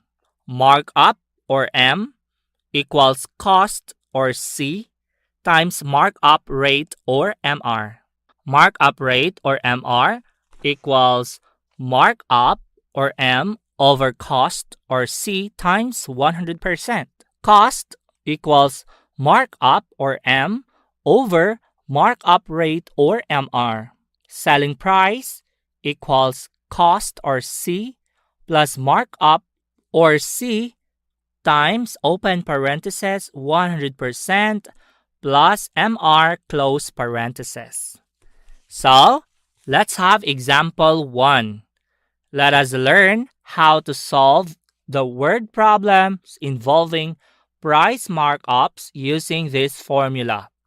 Markup, or M, equals cost, or C, times markup rate, or MR. Now I will read the sample problem. Listen very carefully. In a bamboo product store, the owner adds a markup of 2% to all the products due to the increase of price materials. What is the selling price of a chair that costs 750 pesos? Ang tag-iya sa usa ka bamboo product store nag-decide nga mag-add siya og markup nga 2% sa tanang produkto sa tindahan tungod sa pagtaas sa mga presyo sa mga materyales. Pila man ang selling price sa bangko nga naay kantidad nga 750 pesos. Para atong makuha ang selling price sa bangko, nanginahanglan kini og value sa markup price. Since wala gihatag sa problem ang markup price, atua sa na siyang isolve. First, ato ang i-identify ang mga given or mga information nga gihatag sa problem. So based sa problem nga akong gibasa kaganina, ang given facts or numbers are the MR or the markup rate equals 2%, C or the cost equals 750 pesos. So as mentioned kaganina, we need to solve first sa value sa markup price using the formula which is M or the markup equals C or the cost times markup rate or MR. Sunod natong buhaton, atua lang i-substitute ang value sa taga-term. So ang equation mahimong markup or M equals ang value sa cost which is 750 pesos times ang value sa markup rate which is 2%. So, ang sunod natong buhaton is atua lang i-convert ang 2% into a decimal number. Ato lang i-move ang decimal point 2 places to the left. So ang 2% mahimo na ng 2 hundredths or 0.02. So ang equation mahimong M equals 750 pesos times 0.02 or 2 hundredths. Ato alang i-multiply dayon ang 750 pesos ug ang 2 hundredths. 750 pesos times 2 hundredths equals 15 pesos. So M equals 15 pesos. So the answer is, the markup amount is 15 pesos. So human nato makuha ang value sa markup which is 15 pesos, pwede na din natong isolve ang selling price using the formula for the selling price. So una, ato alang sang i-identify ang mga given. So ang cost which is equal to 750 pesos ug ang markup nga atong na-solve kaganina which is 15 pesos. So ato alang gamiton ang formula for selling price. So selling price or SP equals cost or C plus markup or M. Ato alang dayong i-substitute ang value sa taga-term. So selling price equals the value sa cost which is 750 pesos plus ang value sa markup which is 15 pesos. So, ato alang dayong i-add ang 750 pesos ug ang 15 pesos. 750 pesos plus 15 pesos equals 765 pesos. SP or the selling price equals 765 pesos. So, our answer is the markup is 15 pesos. Therefore, the selling price of the chair is 765 pesos. Remember, learners, in solving for markup, use the formula which is cost multiplied by the markup rate or the MR. Since we cannot multiply numbers in percent form, change the markup rate into decimal. by simply moving the decimal point 2 places to the left. The selling price will then be solved by adding the markup to the original cost. Nakuha niyo ba mga bata? Magaling! Now for your activity, kindly open your RBI learning materials on page 2. You are going to solve for the markup and the selling price. Now it's time for you to do your activity.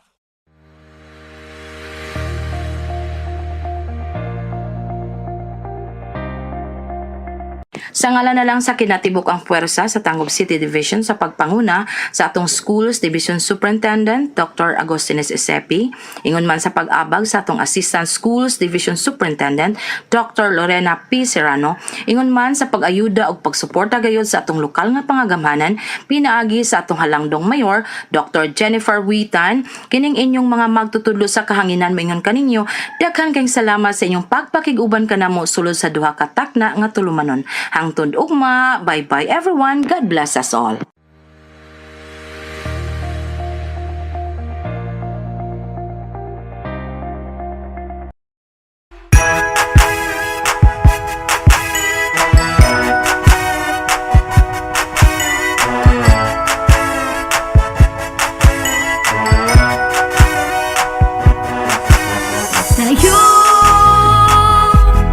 Tayo na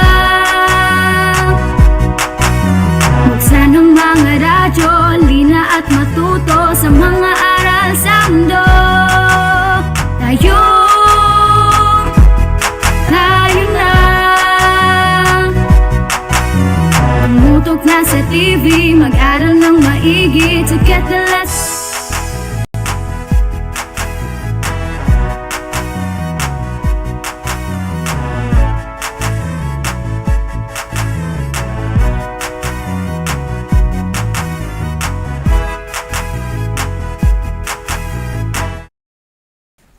Happy Monday! Good morning to all our elementary learners who are watching via our FB Live at DepEd Tayo Tangub and Astral Academy. I am Teacher Ford, gikan sa Balok Elementary School. Ako usab si Teacher Divine, gikan sa Tangub City Central School. Ug ako si Teacher Nice, gikan sa Balok Elementary School. And we are your Teacher Facilitators for today. Good morning, Ma'am Divine. Teacher Ford. Good morning, Ma'am Good morning, Nice. Teacher Ford, Teacher Divine. So today is Monday, January 17, 2022, and we will be discussing topics from grade 1 to grade 6. Sa grade 1, ang subject nila karon is mathematics. Sa grade 2, ang subject karon mo ang English. Sa grade 3, ang inyong subjects for today mao ang Health and Filipino. Sa grade 4, mathematics and ESP. Sa grade 5, mao ang Arts. Sa grade 6 mao ang Science and Mathematics. Karon teachers, let's Yes. see our topics for today.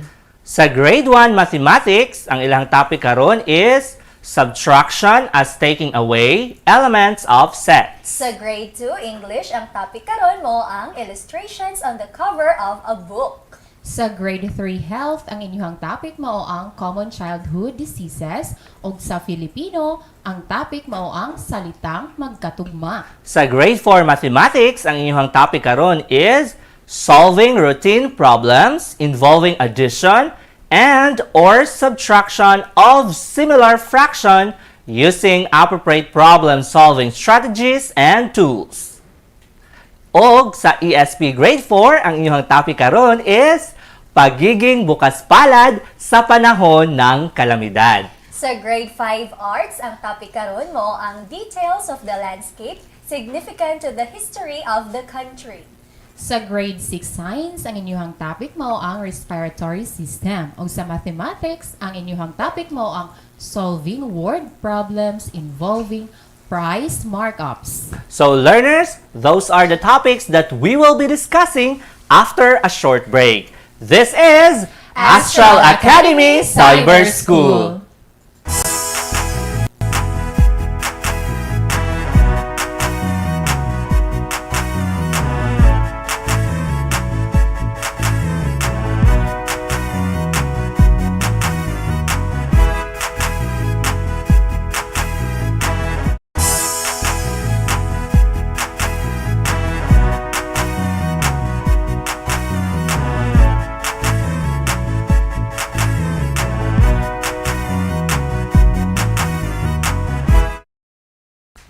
And we are back still here in Astral Academy Cyber Cyber School. Karon, magsugod ata sa atong lesson para sa atong grade 1 learners. Ang subject mao ang mathematics ug ang competency mao ang illustrates subtraction as taking away elements of set. Subtraction o pagkuha mo ang pagkuha sa elemento gikan sa hugpong o set. Sa dili pa nato i-illustrate no ang pagkuha Yes, sa mga Ma'am Divine. elemento sa hugpong ato sang hibaluan ng mga partes sa subtraction nga mao ang minuend mao kini ang numero diin maoy atong kuhaan. Ang subtrahend mao ang numero diin maoy atong ikuha ug ang difference mao kana ang tawag sa tubag sa pagkuha o subtraction. Sakto ka, Teacher Divine. Karon learners, maghatag ta og pananglitan. Atong ipakita sa ilustrasyon ang pagkuha og elemento nga anaa sa hugpong o set. Sa pagkuha ni ini, makita nato kung pila ang nabilin gikan sa elemento nga atong gikuha. Ang siyam, kuhaan og 5. Pila man kaha ang mahabilin?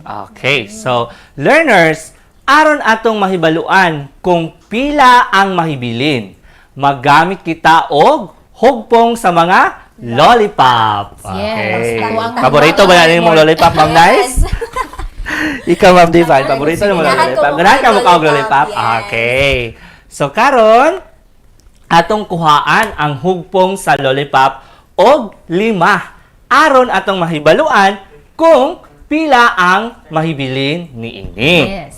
Okay. Kaya magkuha man ta og 5 ka lollipop, akong kuhaan o butangan og X ang 5 ka mga lollipop. So, akong Ipakita na to, Teacher Ford. So, dire niyo makita nga adunay siyam ka mga lollipop. Dayon, kuhaan ako og 5. So, akong ikisan ang 5 ka buok. Usa, duha, tulo, upat, 5. Okay, so ako nang naikisan, nakuha na nako. Karon, tan-aw nato og iphon pila man ang nahibilin. So, ang nahibilin naman na siya. Usa, duha, tulo, upat. Oh, so adunay upat ka lollipop ang nahibilin. So, ang siyam ka lollipop, kuhaan og 5 ka lollipop, naay upat ka lollipop ang mahibilin. So, sa ubos, inyo pong makita ang number sentence. Ang siyam, kuhaan og 5, ang tubag ana, base sa ilustrasyon nga gipakita, upat na lang. Okay, upat na lang ka lollipop. Okay, so 9 minus 5 equals 4. Sakto ba ko, Teacher Nice? Yes, sakto kayo ka, Teacher Ford. Okay. Right? Isiyang math. Oh, thank you. Nakita gid na to. Yes. Right, matatanan. Okay. Karon maghatag na po ta og laing example karon no, Teacher Divine. Pila man ang mahibilin kung ang pulo kuhaan nato og 7.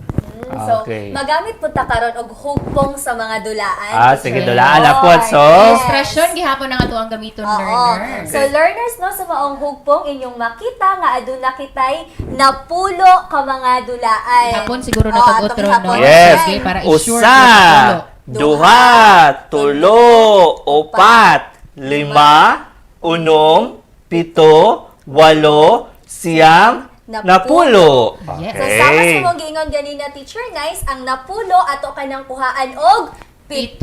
So, Okay, Teacher so- Ford, palihog ko ato ang butangan og X ang 7 ka mga dulaan. Okay, so, usa, duha, tulo, upat, 5, 6, 7. 7 ra, Teacher Divine, no? Yes, 7 ra. Okay, 7. So, ang sunod na itong buhaton, Teacher Ford, atong ipon kung pila na lang ang Nahibilin. So, kung iphon, ang nahibilin, mo na siya dari. Usa, duha, tulo. Adunay tulo, Teacher Divine, ang nahibilin. Yes, sakto ka, Teacher Ford. Sa atong pali ay ang napulo, atong kuhaan og 7, nabilan siya og Tulo. Palihog ko og Yes. sulat, Teacher Okay, Ford. sa inyong makita dire ang number sentence. Ang pulo kadulaan, gikwaan og 7 kadulaan, Ang tubag ana, pila gito Teacher Divine? Tulo. Tulo na Tulo ang lang. nahibilin So, ibutang na niyo bilangan. dira ang number 3 or tulo. Yes, Okay. sakto gyud si Teacher Divine siyang tubag nga tulo, no? Dayon karon aron mas masabtan pag yun sa ato ang mga learners ang ato ang leksyon karong adlaw. Yes. Aduna kitay hugpong o set lahi na pud ni siya. Sa mga butang dinhi nga atong kuhaan aron mugiya ka nato unsaon pagkuha sa elemento nga anaa sa grupo. Okay. Karon mogamit ta og lain na pud nga numero. Ang unom, kuhaan og tulo.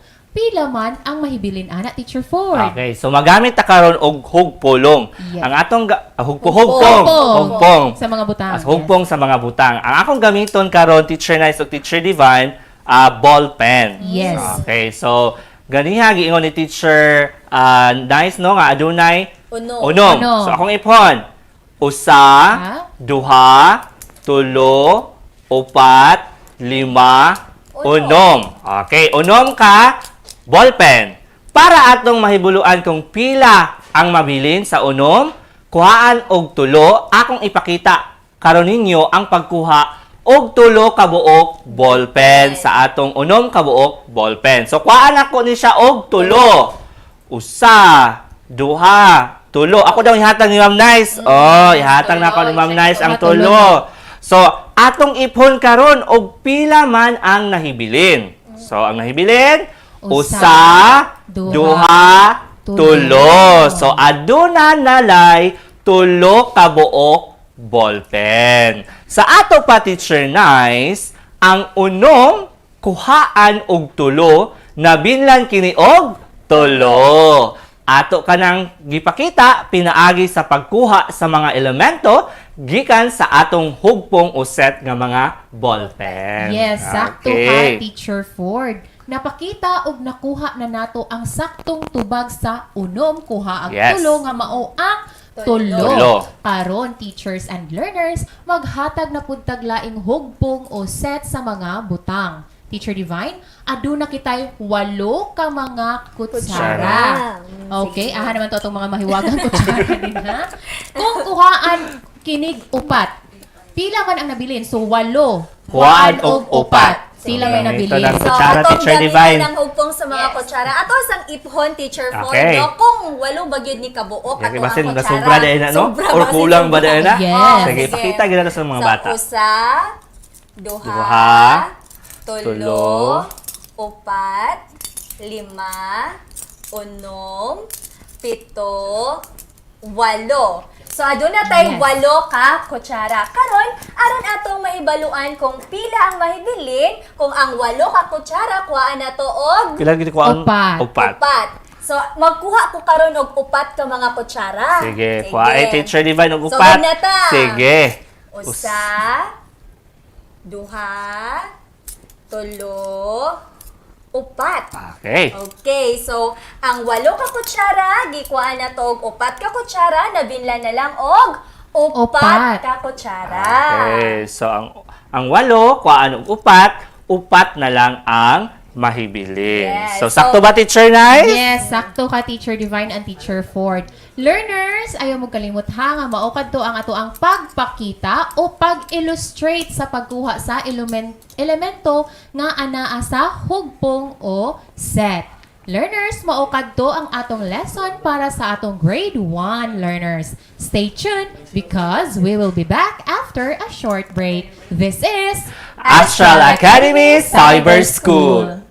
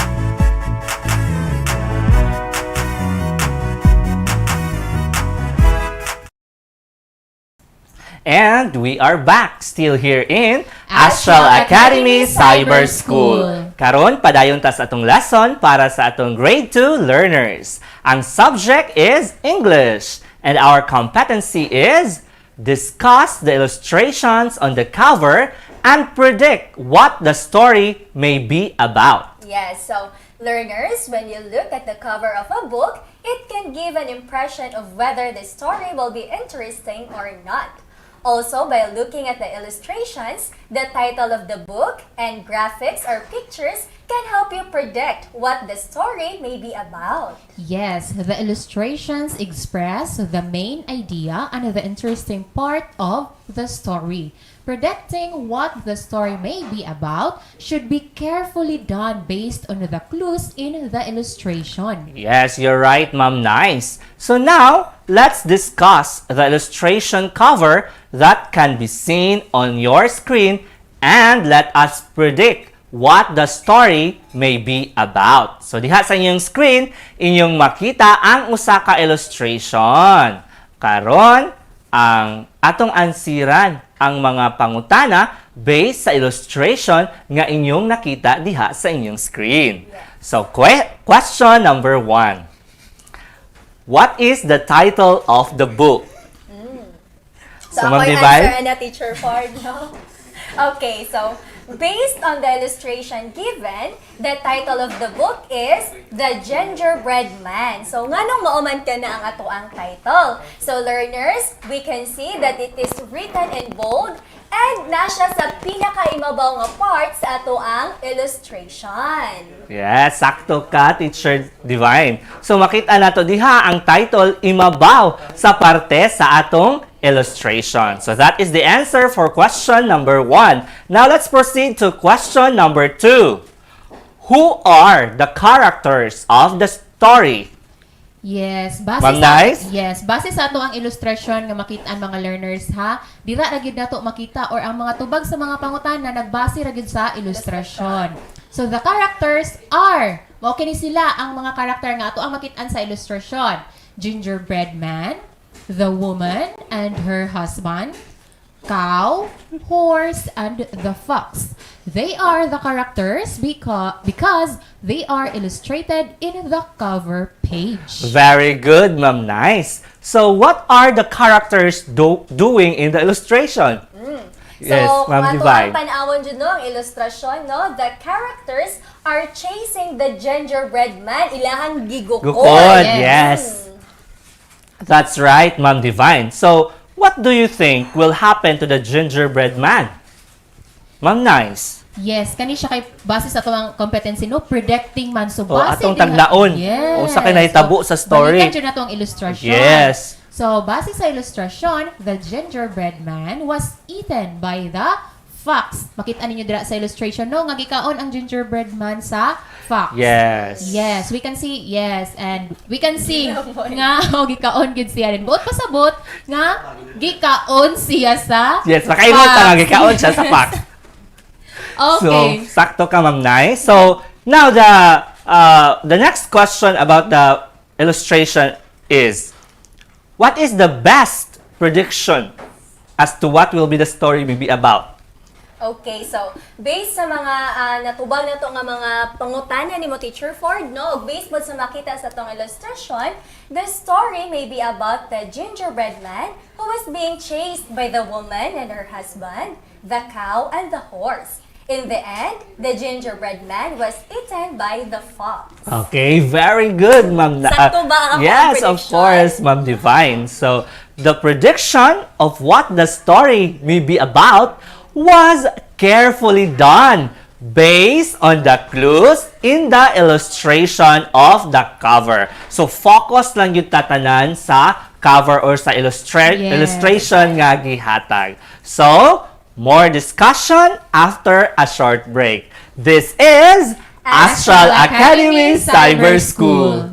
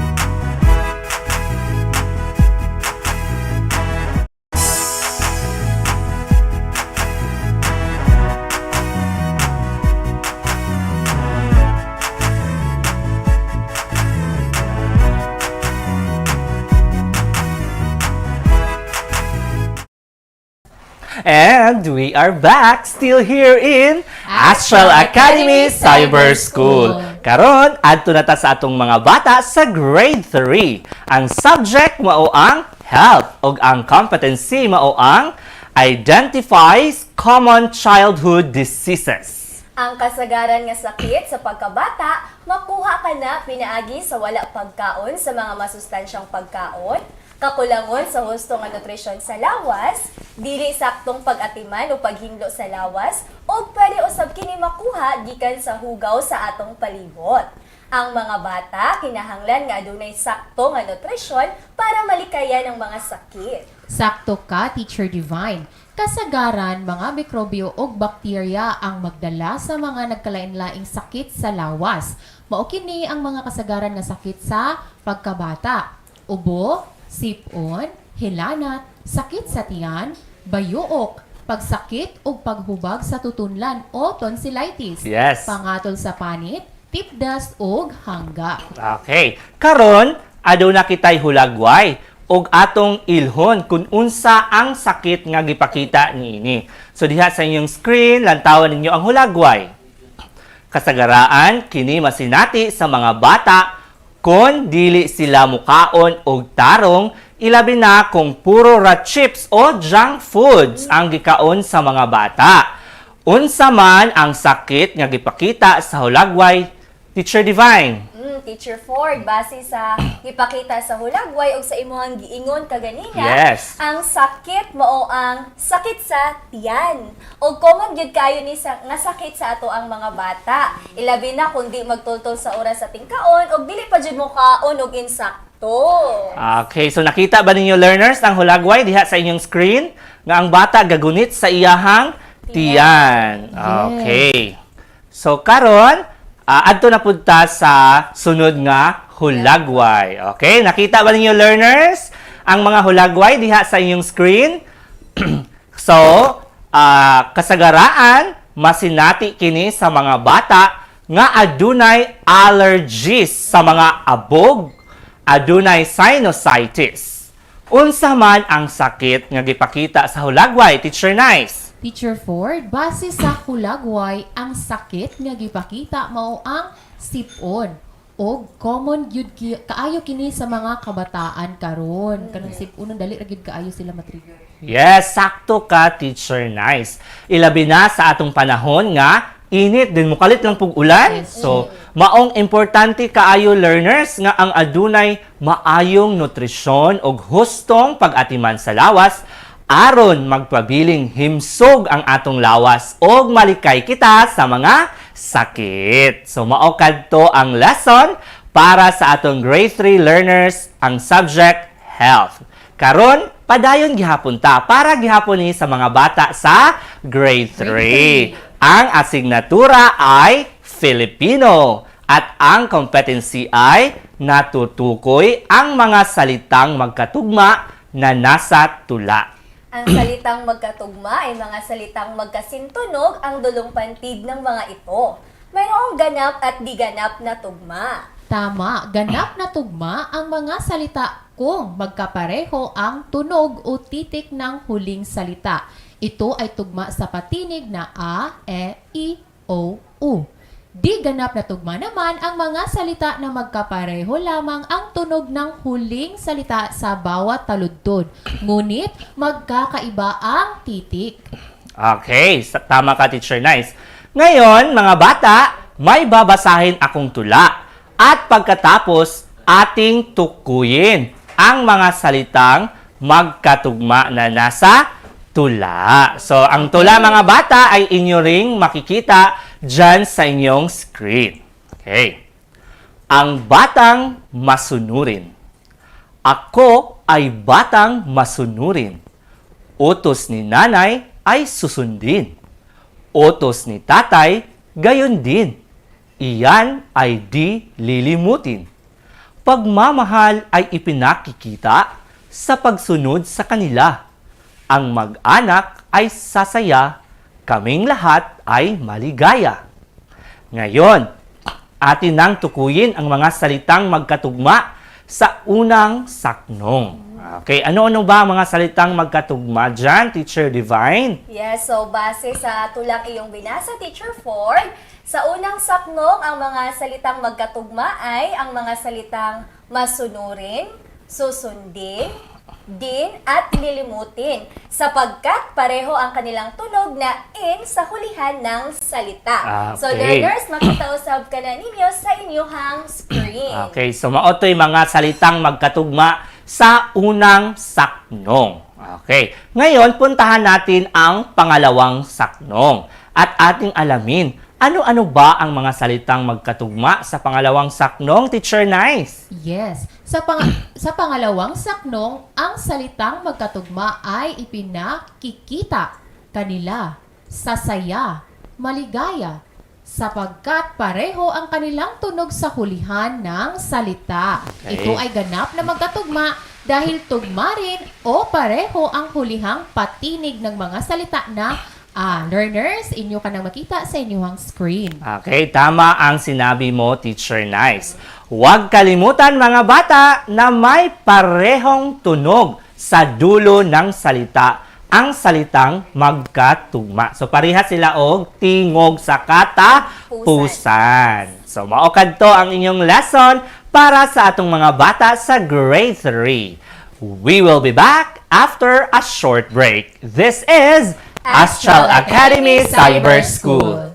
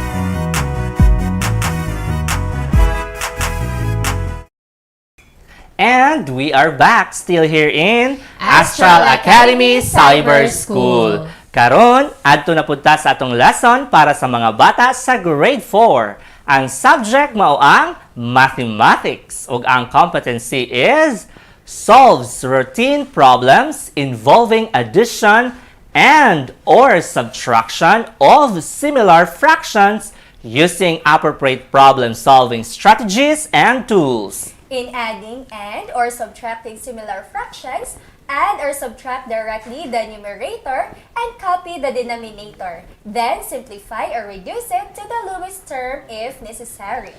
Yes, Okay. teachers. Now let's have an example. In your screen, you can see the word problem. Aling Lita used 1/5 meter of cloth for a pair of pants and 2/5 meter for a skirt. If she had 4/5 meter of cloth, how many meters of cloth were used?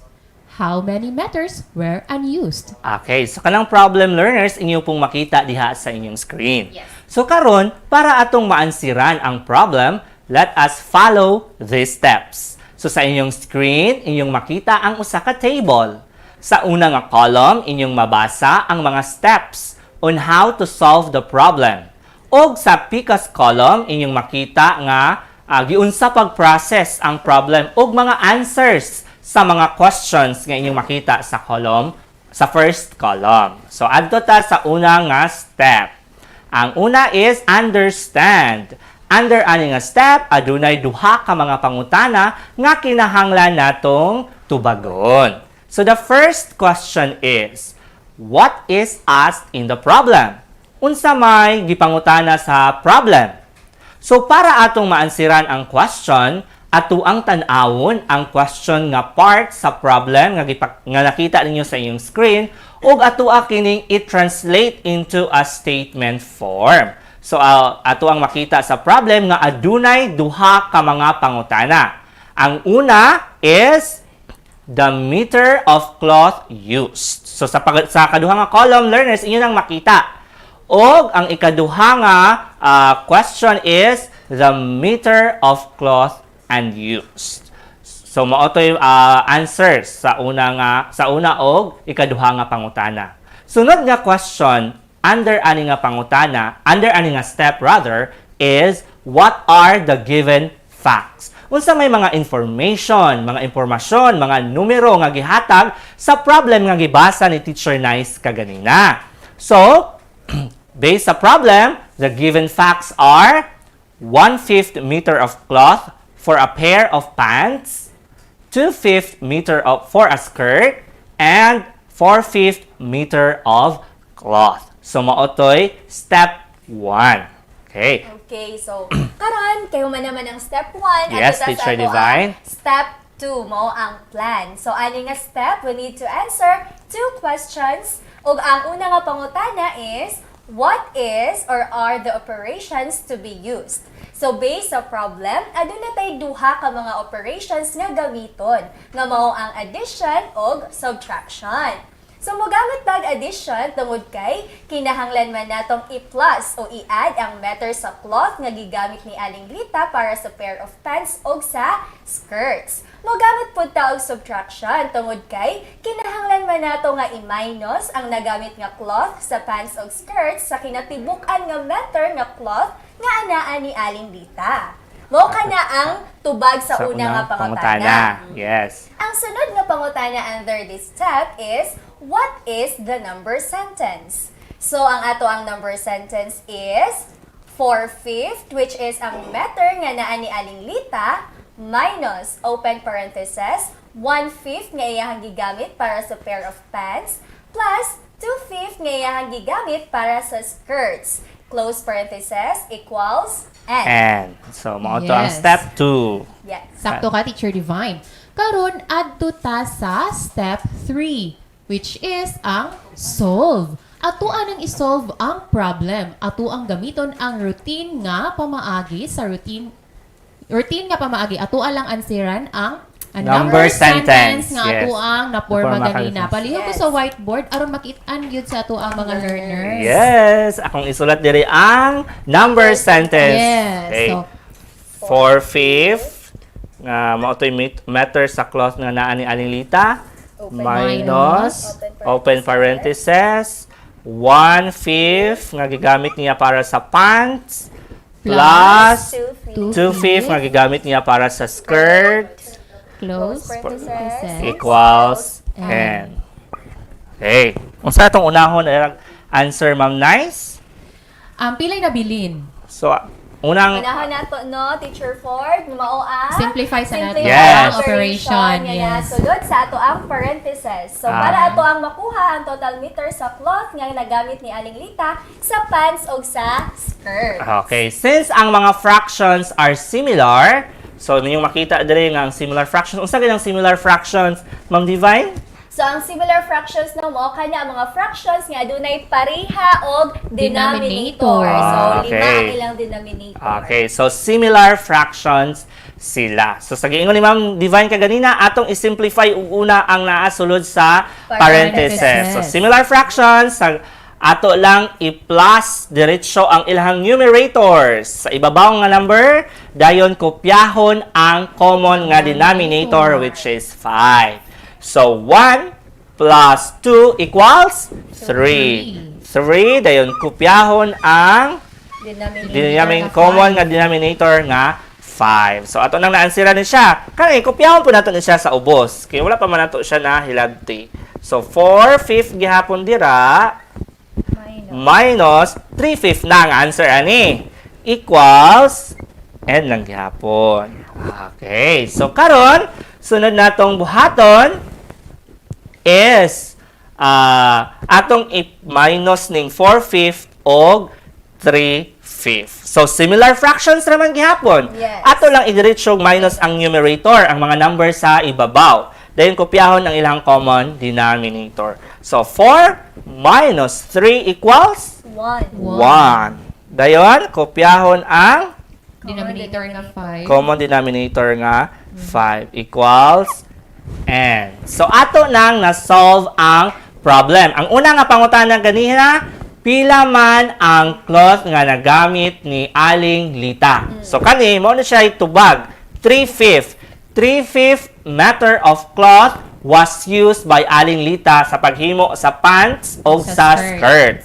Then ang sunod nga pangutana, pila may wala na gamit. So para ma-answeran ka to, atong gi-minus ang cloth nga naa ni Aling Lita og sa nagamit nga 3/5. So ang sobra mao ni 1/5. So 1/5 of meter of cloth was unused. So mao kadto ang inyong lesson para sa mga bata sa grade 4 mathematics. Stay tuned because we will be right back after a short break. This is Astral Academy Cyber School.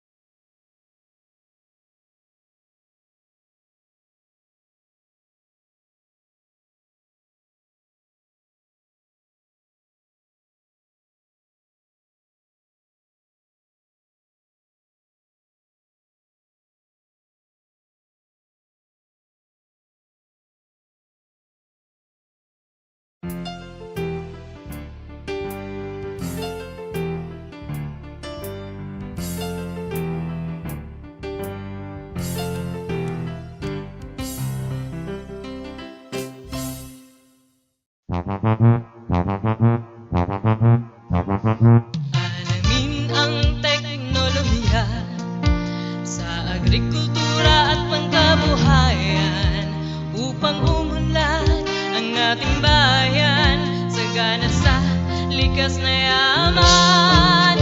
Halika na, mag-ipipina, ipipina, ipipina. Halika na, mag-aral na.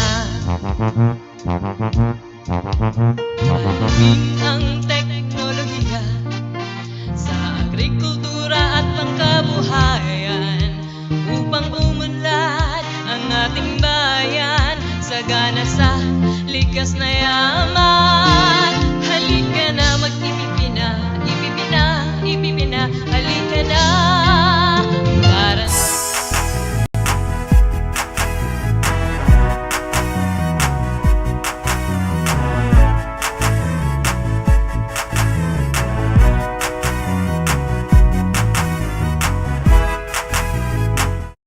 And we are back still here in Astral Academy Cyber School. Karon padayon ta sa atong lesson para sa mga bata sa grade 5.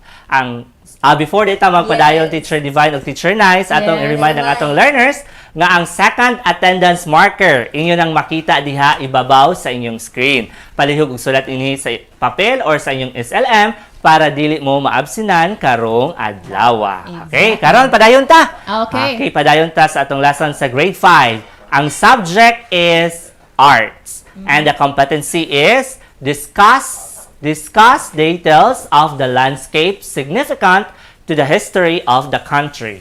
Ang landscape ay ang nakikitang mga katangian ng isang lugar ng lupa, mga anyong lupa nito at kung paano sila sumasama sa natural o gawa ng tao. Makikita sa ating bansa ang iba't ibang nakakabighaning likas, gawang tao at makasaysayang tanawin. Tama ka, Teacher Divine. Ngayon, learners, tingnan natin ang pagtatalakay sa mga detalye ng mga tanawin sa ating bansa. Basahin natin ang impormasyon upang matalakay ang mga detalye ng tanawin. Learners, inyo rin yang makikita sa inyong screen. Okay. Sa inyong screen, yung makikita ang larawan ng vegan. Ngayon, babasahin ko na ang impormasyon tungkol sa vegan. Ang vegan ay isang makasaysayang lugar sa Pilipinas na kakikitaan ng mga estrukturang may pinaghalong impluensyang kanluran at silangan. Ang kabuuan ng pamayanan ng vegan ay bahagi ng iniingatang mahalagang lugar at kasaysayan sa buong mundo ng UNESCO.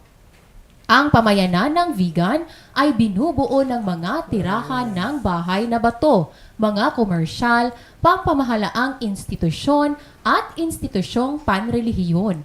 Ito ay nabuo mahigit sa 100 taon na ang nakalipas. So yun ang impormasyon tungkol sa larawan na inyong nakikita dyan sa inyong screen. So, ang pamanang pamayanang ito ay nagsasaad ng mahahalagang kwento ng kasaysayan, kaalaman tungkol sa buhay ng mga tao at kultura sa nakalipas na mga taon. Ang vegan ay itinuturing na mahalagang kayamanan ng arkitektura ng Pilipinas dahil sa sinaunang struktura nito na naglalarawan ng sinaunang disenyo o sining ng ating bansa.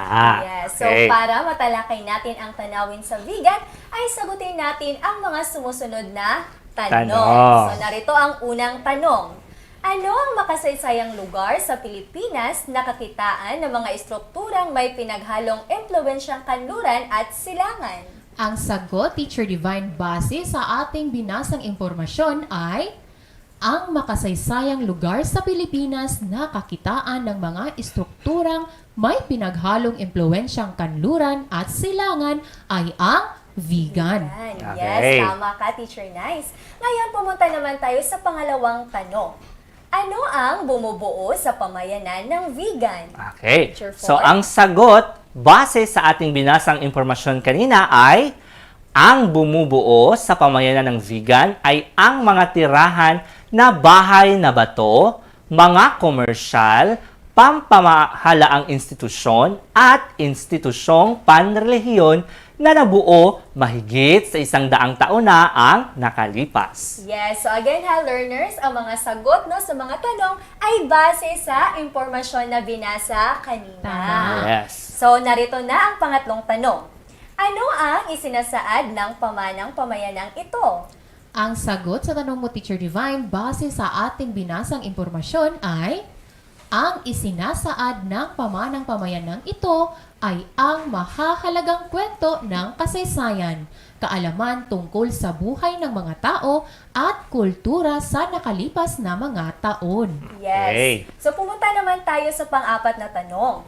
Bakit itinuturing na mahalagang kayamanan ng arkitektura ng Pilipinas ang vegan? Okay, ang sagot, base pa rin sa binasang impormasyon ay itinuturing na mahalagang kayamanan ng arkitektura ng Pilipinas ang vegan dahil sa sinaunang struktura nito na naglalarawan ng sinaunang disenyo o sining ng ating bansa.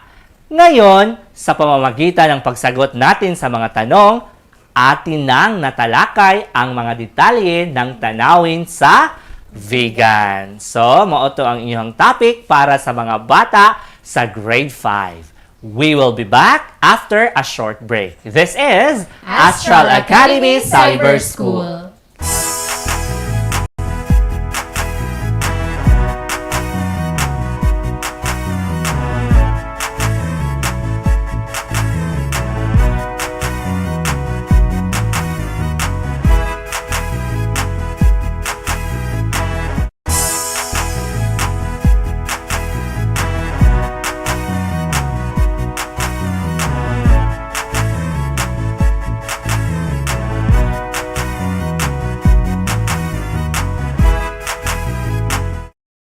And we are back, still here in Astral Academy Cyber School. So karon adto ta sa mga leksyon para sa mga bata sa grade 6. Ang ilang subject karon is mathematics. Ang competency is solve percent problems involving marked up price. Solving for marked up price is an example of a problem involving percent of increase. From its original amount, the amount to be added is the markup, and the new amount is called the selling price.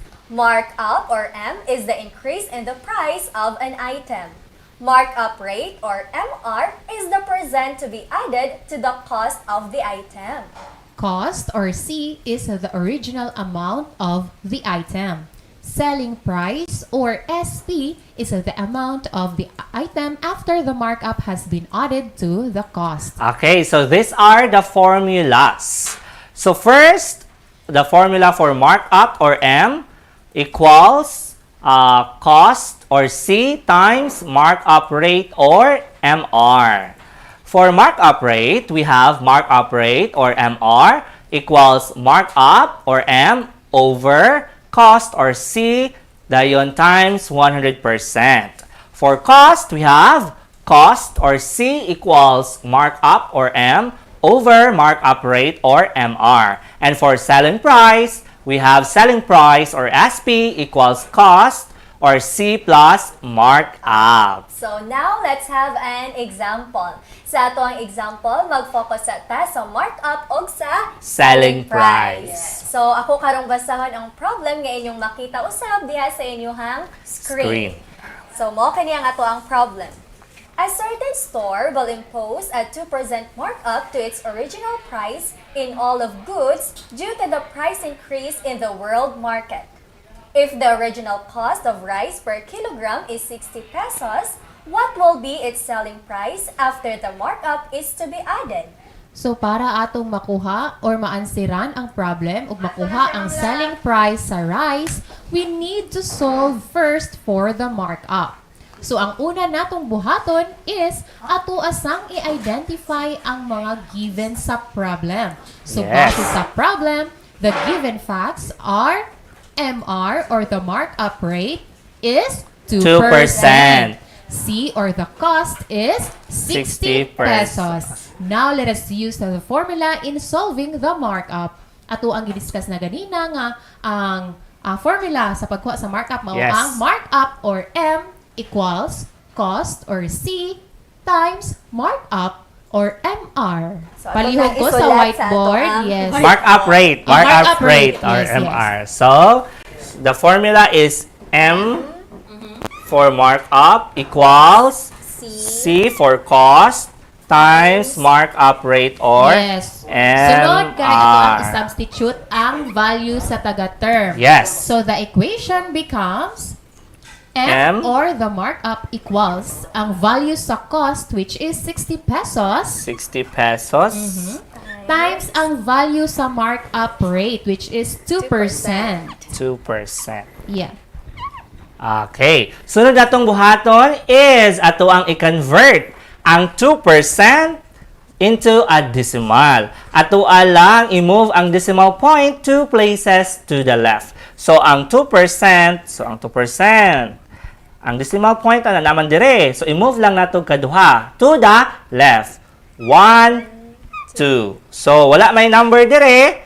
Pwede nato na siya butangan og 0. So ang 2% is converted to 0.02 or 200. So the equation now becomes M equals 60 pesos times 200 or 0.2.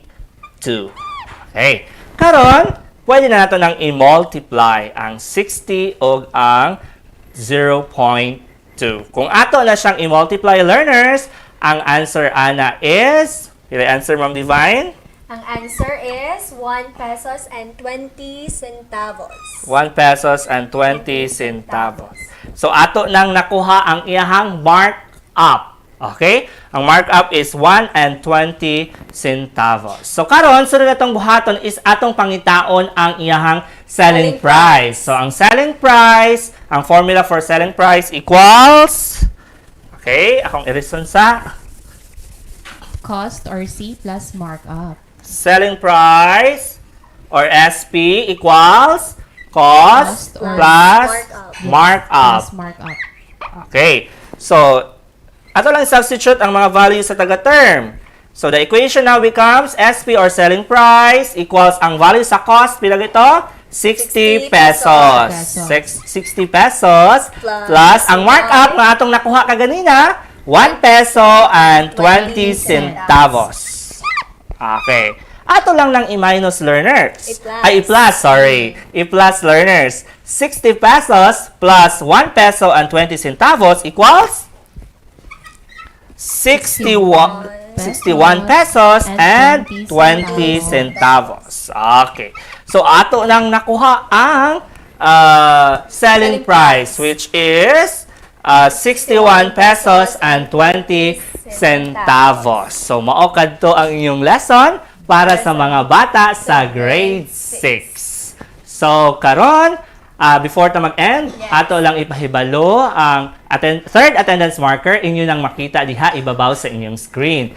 Palihog og lista niini para makompleto ang inyong tulo ka attendance marker para karong adlaw. So, dinhi natapos ang atong Lunes nga klase.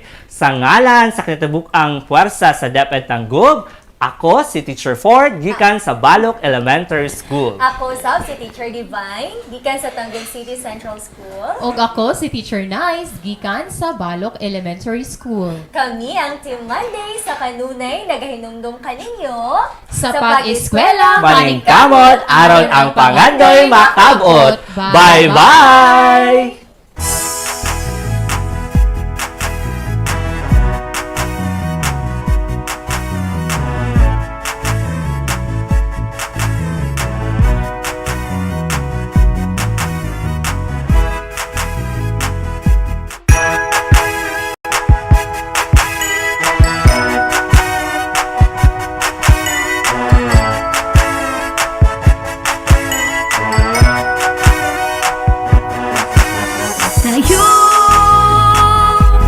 Tayo na.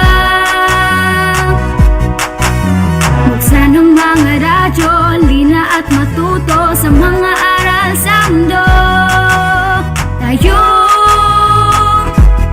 Tayo na. Umutok na sa TV, mag-aral ng maigi to get the lessons easily. It's tangkop time. We learn all things, it's very fine, masaya. Tutok na.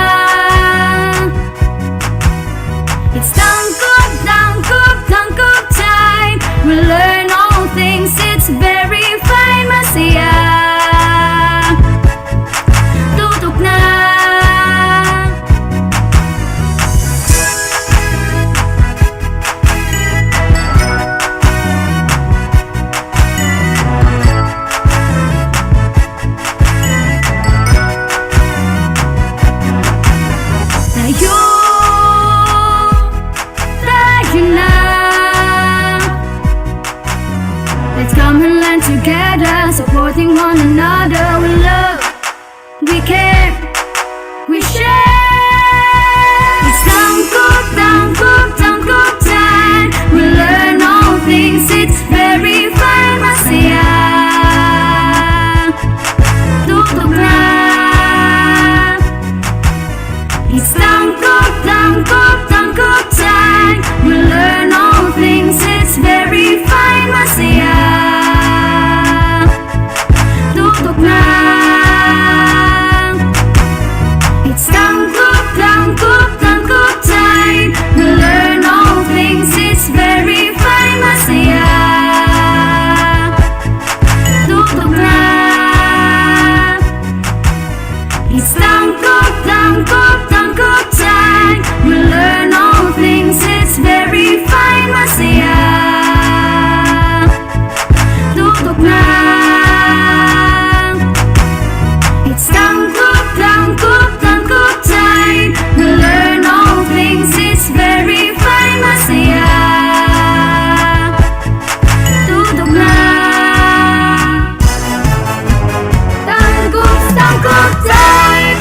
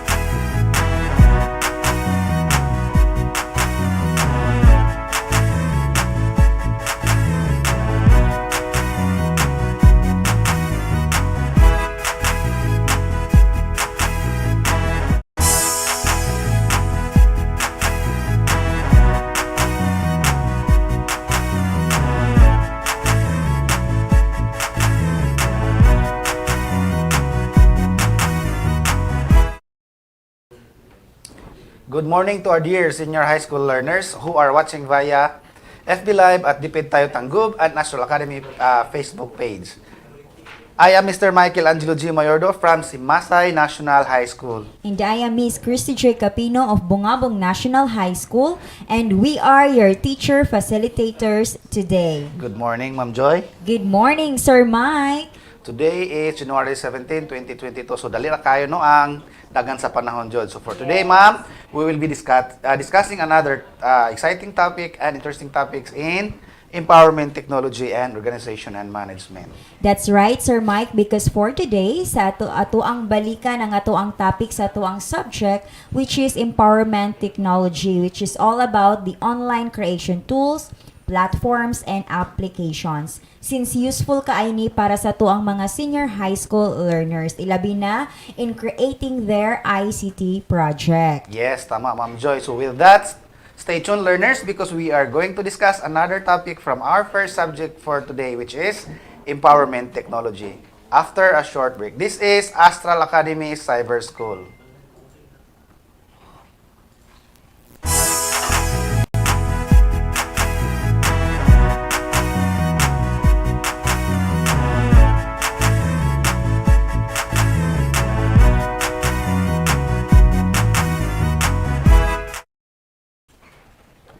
And now, Ma'am Joy, let us talk about our first topic for today, which is from the subject empowerment technology. So every day, we're using productivity tools, di ba? For different purposes. Same sa na-discuss na to sa mga previous weeks. Yes. Productivity tools are very useful for us teachers. We always use productivity tools such as Word, processors, spreadsheets, and slide presentation for our reports. Computation of grades, creating worksheets, writing SLMs for others in your high school learners. Daghan pang uban. And last week, we introduced the different online creation tool, no? Last time. Then, creation tools and platform and application that are available online. So, karon mga learners, since mubuo raman kayo ang atong oras, no? So, we will only introduce one application. Yes, tama, Sir Mike. And dili na nato dugay-dugayon pa. Today, we are going to discover and learn one online application that is very helpful jud kaayo for us, especially to our dear learners who are watching right now in creating their presentations more eye-catching and more interactive. Yes, absolutely, Ma'am Joy. So, unsa di ay ni nga online application? Unsa ni sa mga examples nato no sa atong discussion in the previous weeks. It is no other than Prezi. So unsa nang Prezi? Prezi is an online presentation tool that uses motion, zoom, and spatial relationship to bring your ideas to life and make your presentation a bit more eye-catching and engaging. Alright, learners, walang aalis, tutok lang ng mabuti so that you can follow all the steps at walang kukurap for our learners who are watching right now. Pwede nyo kaming sabayan, so get your laptop or personal computers para masabayan nyo kami sa aming activity this morning na ipa-flash namin sa inyong mga screen. Yes, that's right, Ma'am Joy. So, watch out for that, learners, no? First, makita ninyo sa inyong mga screen karon naka-circle o red ang website nga inyong adtuon para ma-access ninyo ang Prezi. So, all you have to do is type www.prezi.com. Nahatag na nato no nga website last time sa ato ang discussion. Tama, Sir Mike. So today, we will be teaching you on how to access and use Prezi in making your presentation. Una, just open your browser and type in the address bar www.prezi.com to get started. Second, pag naana mo sa site, just click Get Started. Same sa makita ninyo sa inyong screen karon. Yes, that's correct, Ma'am Joy. What's the next step, Ma'am Joy? Naa pa bay laing step to continue, Ma'am Joy? Yes, Sir Mike. So, I assume no nga nato nga wala patay, i-assume nato nga wala patay account sa Prezi. After nato maklik and get started nga button, mao nay mo gawas, makita na sa inyong screen karon ang example. And then, type all your necessary information nga pangayo ng inyong first name, last name, email address, and your password. So, ikaw na or kamo na magbuot sa inyong password kung unsa inyong combination nga gusto. Exactly, Ma'am Joy. Mga learners, since dili man tamo palit, no, ari lang ta sa basic. So, just click continue with basic. So, pareha sa inyong makita sa inyong mga screen karon. And then, automatically, nakalagin na mo and your account was automatically created. Sama sa inyong nakita sa inyong screen. No? After that, you have the option to invite your team. All you have to do is type the address of your colleagues nga gusto nimo i-invite or kung wala, just click skip na lang. Wow, inana na ba kadali, Sir Mike? Yes, ma'am. And pagkahumaan na, you will see an option to choose from. Just choose student, kay student man ta, di ba? So para mo gawas sad ang mga templates nga intended for students. Yes, ayun nga mga learners, it's very easy at alam kong kayang-kaya ninyo yan. Tama ka dyan, Ma'am Joy. At sa pag-create na ng inyong presentation, you can easily create your own quizzes by following few steps lang, no? Na makikita ninyo sa inyong mga screen ngayon. Yes, correct, sir. My first step is pick a template, mga learners. Choose among the available template na gusto mong gamitin sa iyong quiz. So, no need for you to create from scratch. All you have to do is choose one of the customizable designer templates to get started fast. Second is customize. Change your theme options to customize your prezi. So you can choose a pre-designed theme, change the background color, or add a background image if you want. Yes, that's correct, Ma'am Joy. And after that, you can now lay out your topics. So topics help organize the information you want to present. So pagkatapos ay mag-add ka na ng content. Topics can also include subtopics that are revealed when you enter a topic. So your content remains hidden until you're already ready to show it. And you can fill subtopics with text, images, videos, and more. So ganun lang kadali, mga learners. So wala nang hassle pa. Yes, Sir Mike. Ganun lang kadali, nurse. I hope na meron na naman kayong natutunan sa araw na ito from our subject na Empowerment Technology. Yes, ma'am, kay mga fast learners biya ni atong mga Tanggol Stars. But there's more learners. Here are some just few ways that Prezi makes your dynamic and engaging presenter. We have conversational, presenting, presenter view, and also Go Mobile. So sa presenter view, this will leave your self-presentation cues and verbal prompts, and ikaw lang ang nakakita ani while you are presenting. Next is conversational presenting. So no need to flip through 50 slides in your prezi. It's easy to jump around and reach content relevant for your audience. So you can keep your conversation going with the focus on you and your story. And last is Go Mobile. So the mobile apps let you present to anyone, anywhere, whenever opportunity strikes, no? So meaning, bisan asa, pwede nimo i-present since it is portable. Wow, sir. So learners, naapa jud. You can also share your prezis once you make a prezi. Spread the word. Prezi gives you a few different ways to share your prezi. First, you can send out link to anybody you want to view your prezi, and you can analyze engagement. So never wonder again if a client has viewed your prezi, because in Prezi Analytics, you can get stats including how many times a prezi has been viewed and for how long.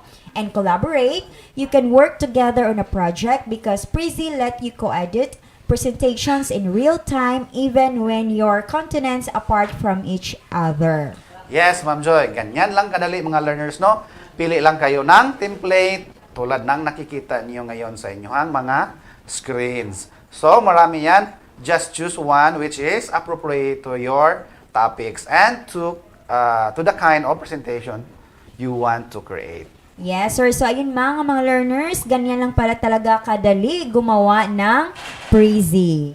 Yes, ma'am. So, with that, I hope that everybody who is watching right now, we're empowered by our subject, Empowerment Technology. Stay tuned. We will be right back for more discussion after our short break. This is Astral Academy Cyber School.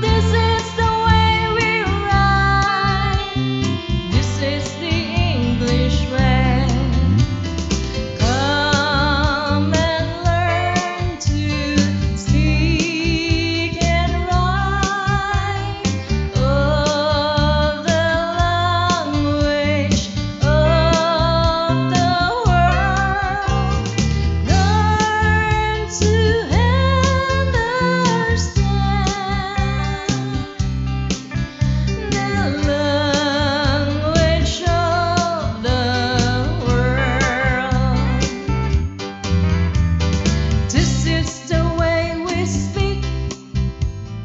This is the way we read. This is the way we write. This is the English way. This is the way we write. This is the English way.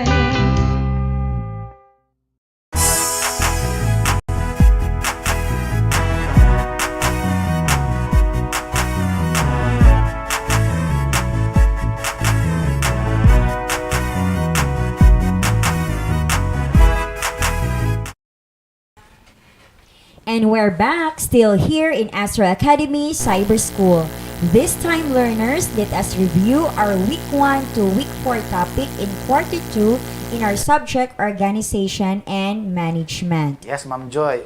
Since Quarter 1, learners, we focus about planning and organizing a business. So in Quarter 2, we focus on the employees side. That's right, Sir Mike. And our first topic in Quarter 2 is about the nature of staffing. And when we say staffing, it is the human resource function of identifying, hiring, and retaining people with necessary qualifications to fill the responsibilities of current and future jobs in the organization. Yes, Ma'am Joy. So maunang importante kayo ang role ni human resource or HR sa usa ka organization. Exactly, Sir Mike. That's why there are three nature of staffing. First is recruitment. It is the process of identifying and attracting the people with the necessary qualification. And part of the process sa recruitment, kinahanglan ang company ma-identify sa daan niya sa kung unsay needs or vacant position. Yes, Ma'am Joy. And the second nature of staffing is selection. Choosing who to hire, and part sa process selection is ang pag-screen sa imong application, interview, and assessment. Definitely, Sir Mike. And the last nature of staffing is training. So sa training, mapa-in-service man ka or newly hired employee, mo undergo jud og training to enhance our skills and knowledge sa atuang trabaho. Very well said, Ma'am Joy. So, mao to siya topic na to no sa Quarter 2, Week 1. Ug karon sa ato ang Week 2, we've tackled about the steps in the recruitment and selection process. So, let's start with the analysis, sourcing, screening, and onboarding. Yes, so mao to siya ang 4 steps sa recruitment, no? Ang under pod sa selection, we have 10 steps found in your self-learning materials. First is receipt and scrutiny of applications, preliminary interview, selection test, employment interview, reference and background checks, selection decision, medical test, letter of appointment, probationary placement, and your final placement. Yes, Ma'am Joy. So, mao to siya topic nato sa Quarter 2, Week 2. So, it's about the steps of recruitment and selection. So, this time sa ato ang Week 3, we've tackled about the different training programs with the content, training, and development. Definitely, Sir Mike. Training and development, it refers to educational activities within a company created to enhance the knowledge and skills of employees while providing information and instruction on how to better perform a specific task. Exactly, Ma'am Joy. And dako kayo ni siya katabang sa ato nga mga employee kay need man jud ta mo undergo og mga trainings to enhance our knowledge and skills sa ato ang mga trabaho. Definitely, Sir Mike. And we have 8 different training programs. First is orientation training, onboarding training, technical skills training, soft skills training, product or service training, compliance training, franchise training, and managerial and leadership training. Yes, Ma'am Joy. So, mao to siya topic nato sa Quarter 2, Week 3. O karon sa ato ang Week 4, we've tackled about the importance of compensation or wages and performance evaluation of an employee. That's right, Sir Mike, because compensation or wages and performance evaluation are related to each other because the employee's excellent or poor performance also determines the compensation given to them.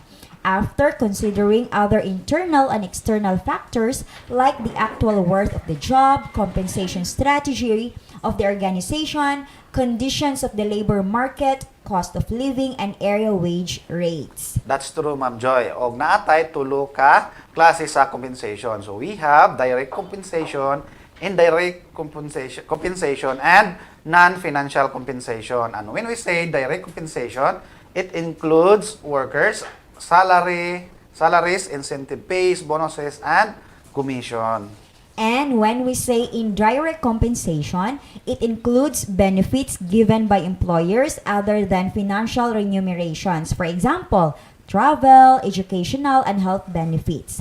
And the last one is non-financial compensation. It includes recognition programs, being assigned to do rewarding jobs or enjoying management support, ideal work environment, and convenient work hours.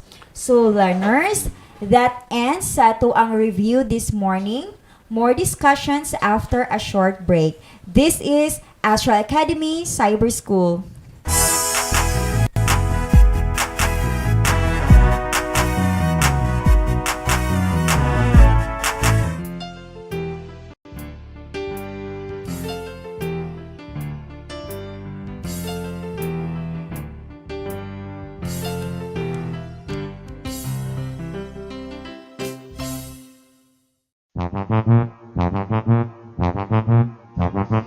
Alamin ang teknolohiya sa agrikultura at pangkabuhayan upang umunlad ang ating bayan sagana sa likas na yaman. Halika na mag-ipipina, halika na, mag-aral na. Alamin ang teknolohiya sa agrikultura at pangkabuhayan upang umunlad ang ating bayan sagana sa likas na yaman. Halika na mag-ipipina, halika na, mag-aral na. Ipipina.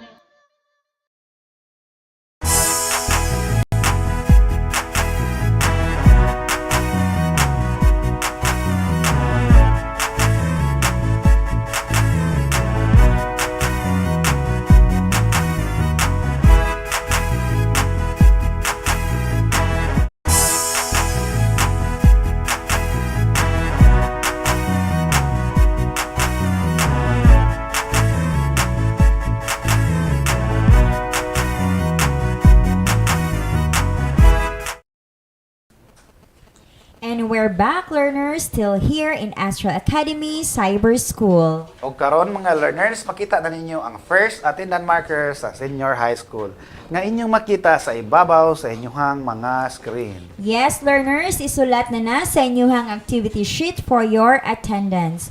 Ugunyang hapon alang sa mga grade 12 learners, 1 to 2 p.m. Again, thank you for watching here. This has been Miss Christy Joyce Capino of Bungabong National High School.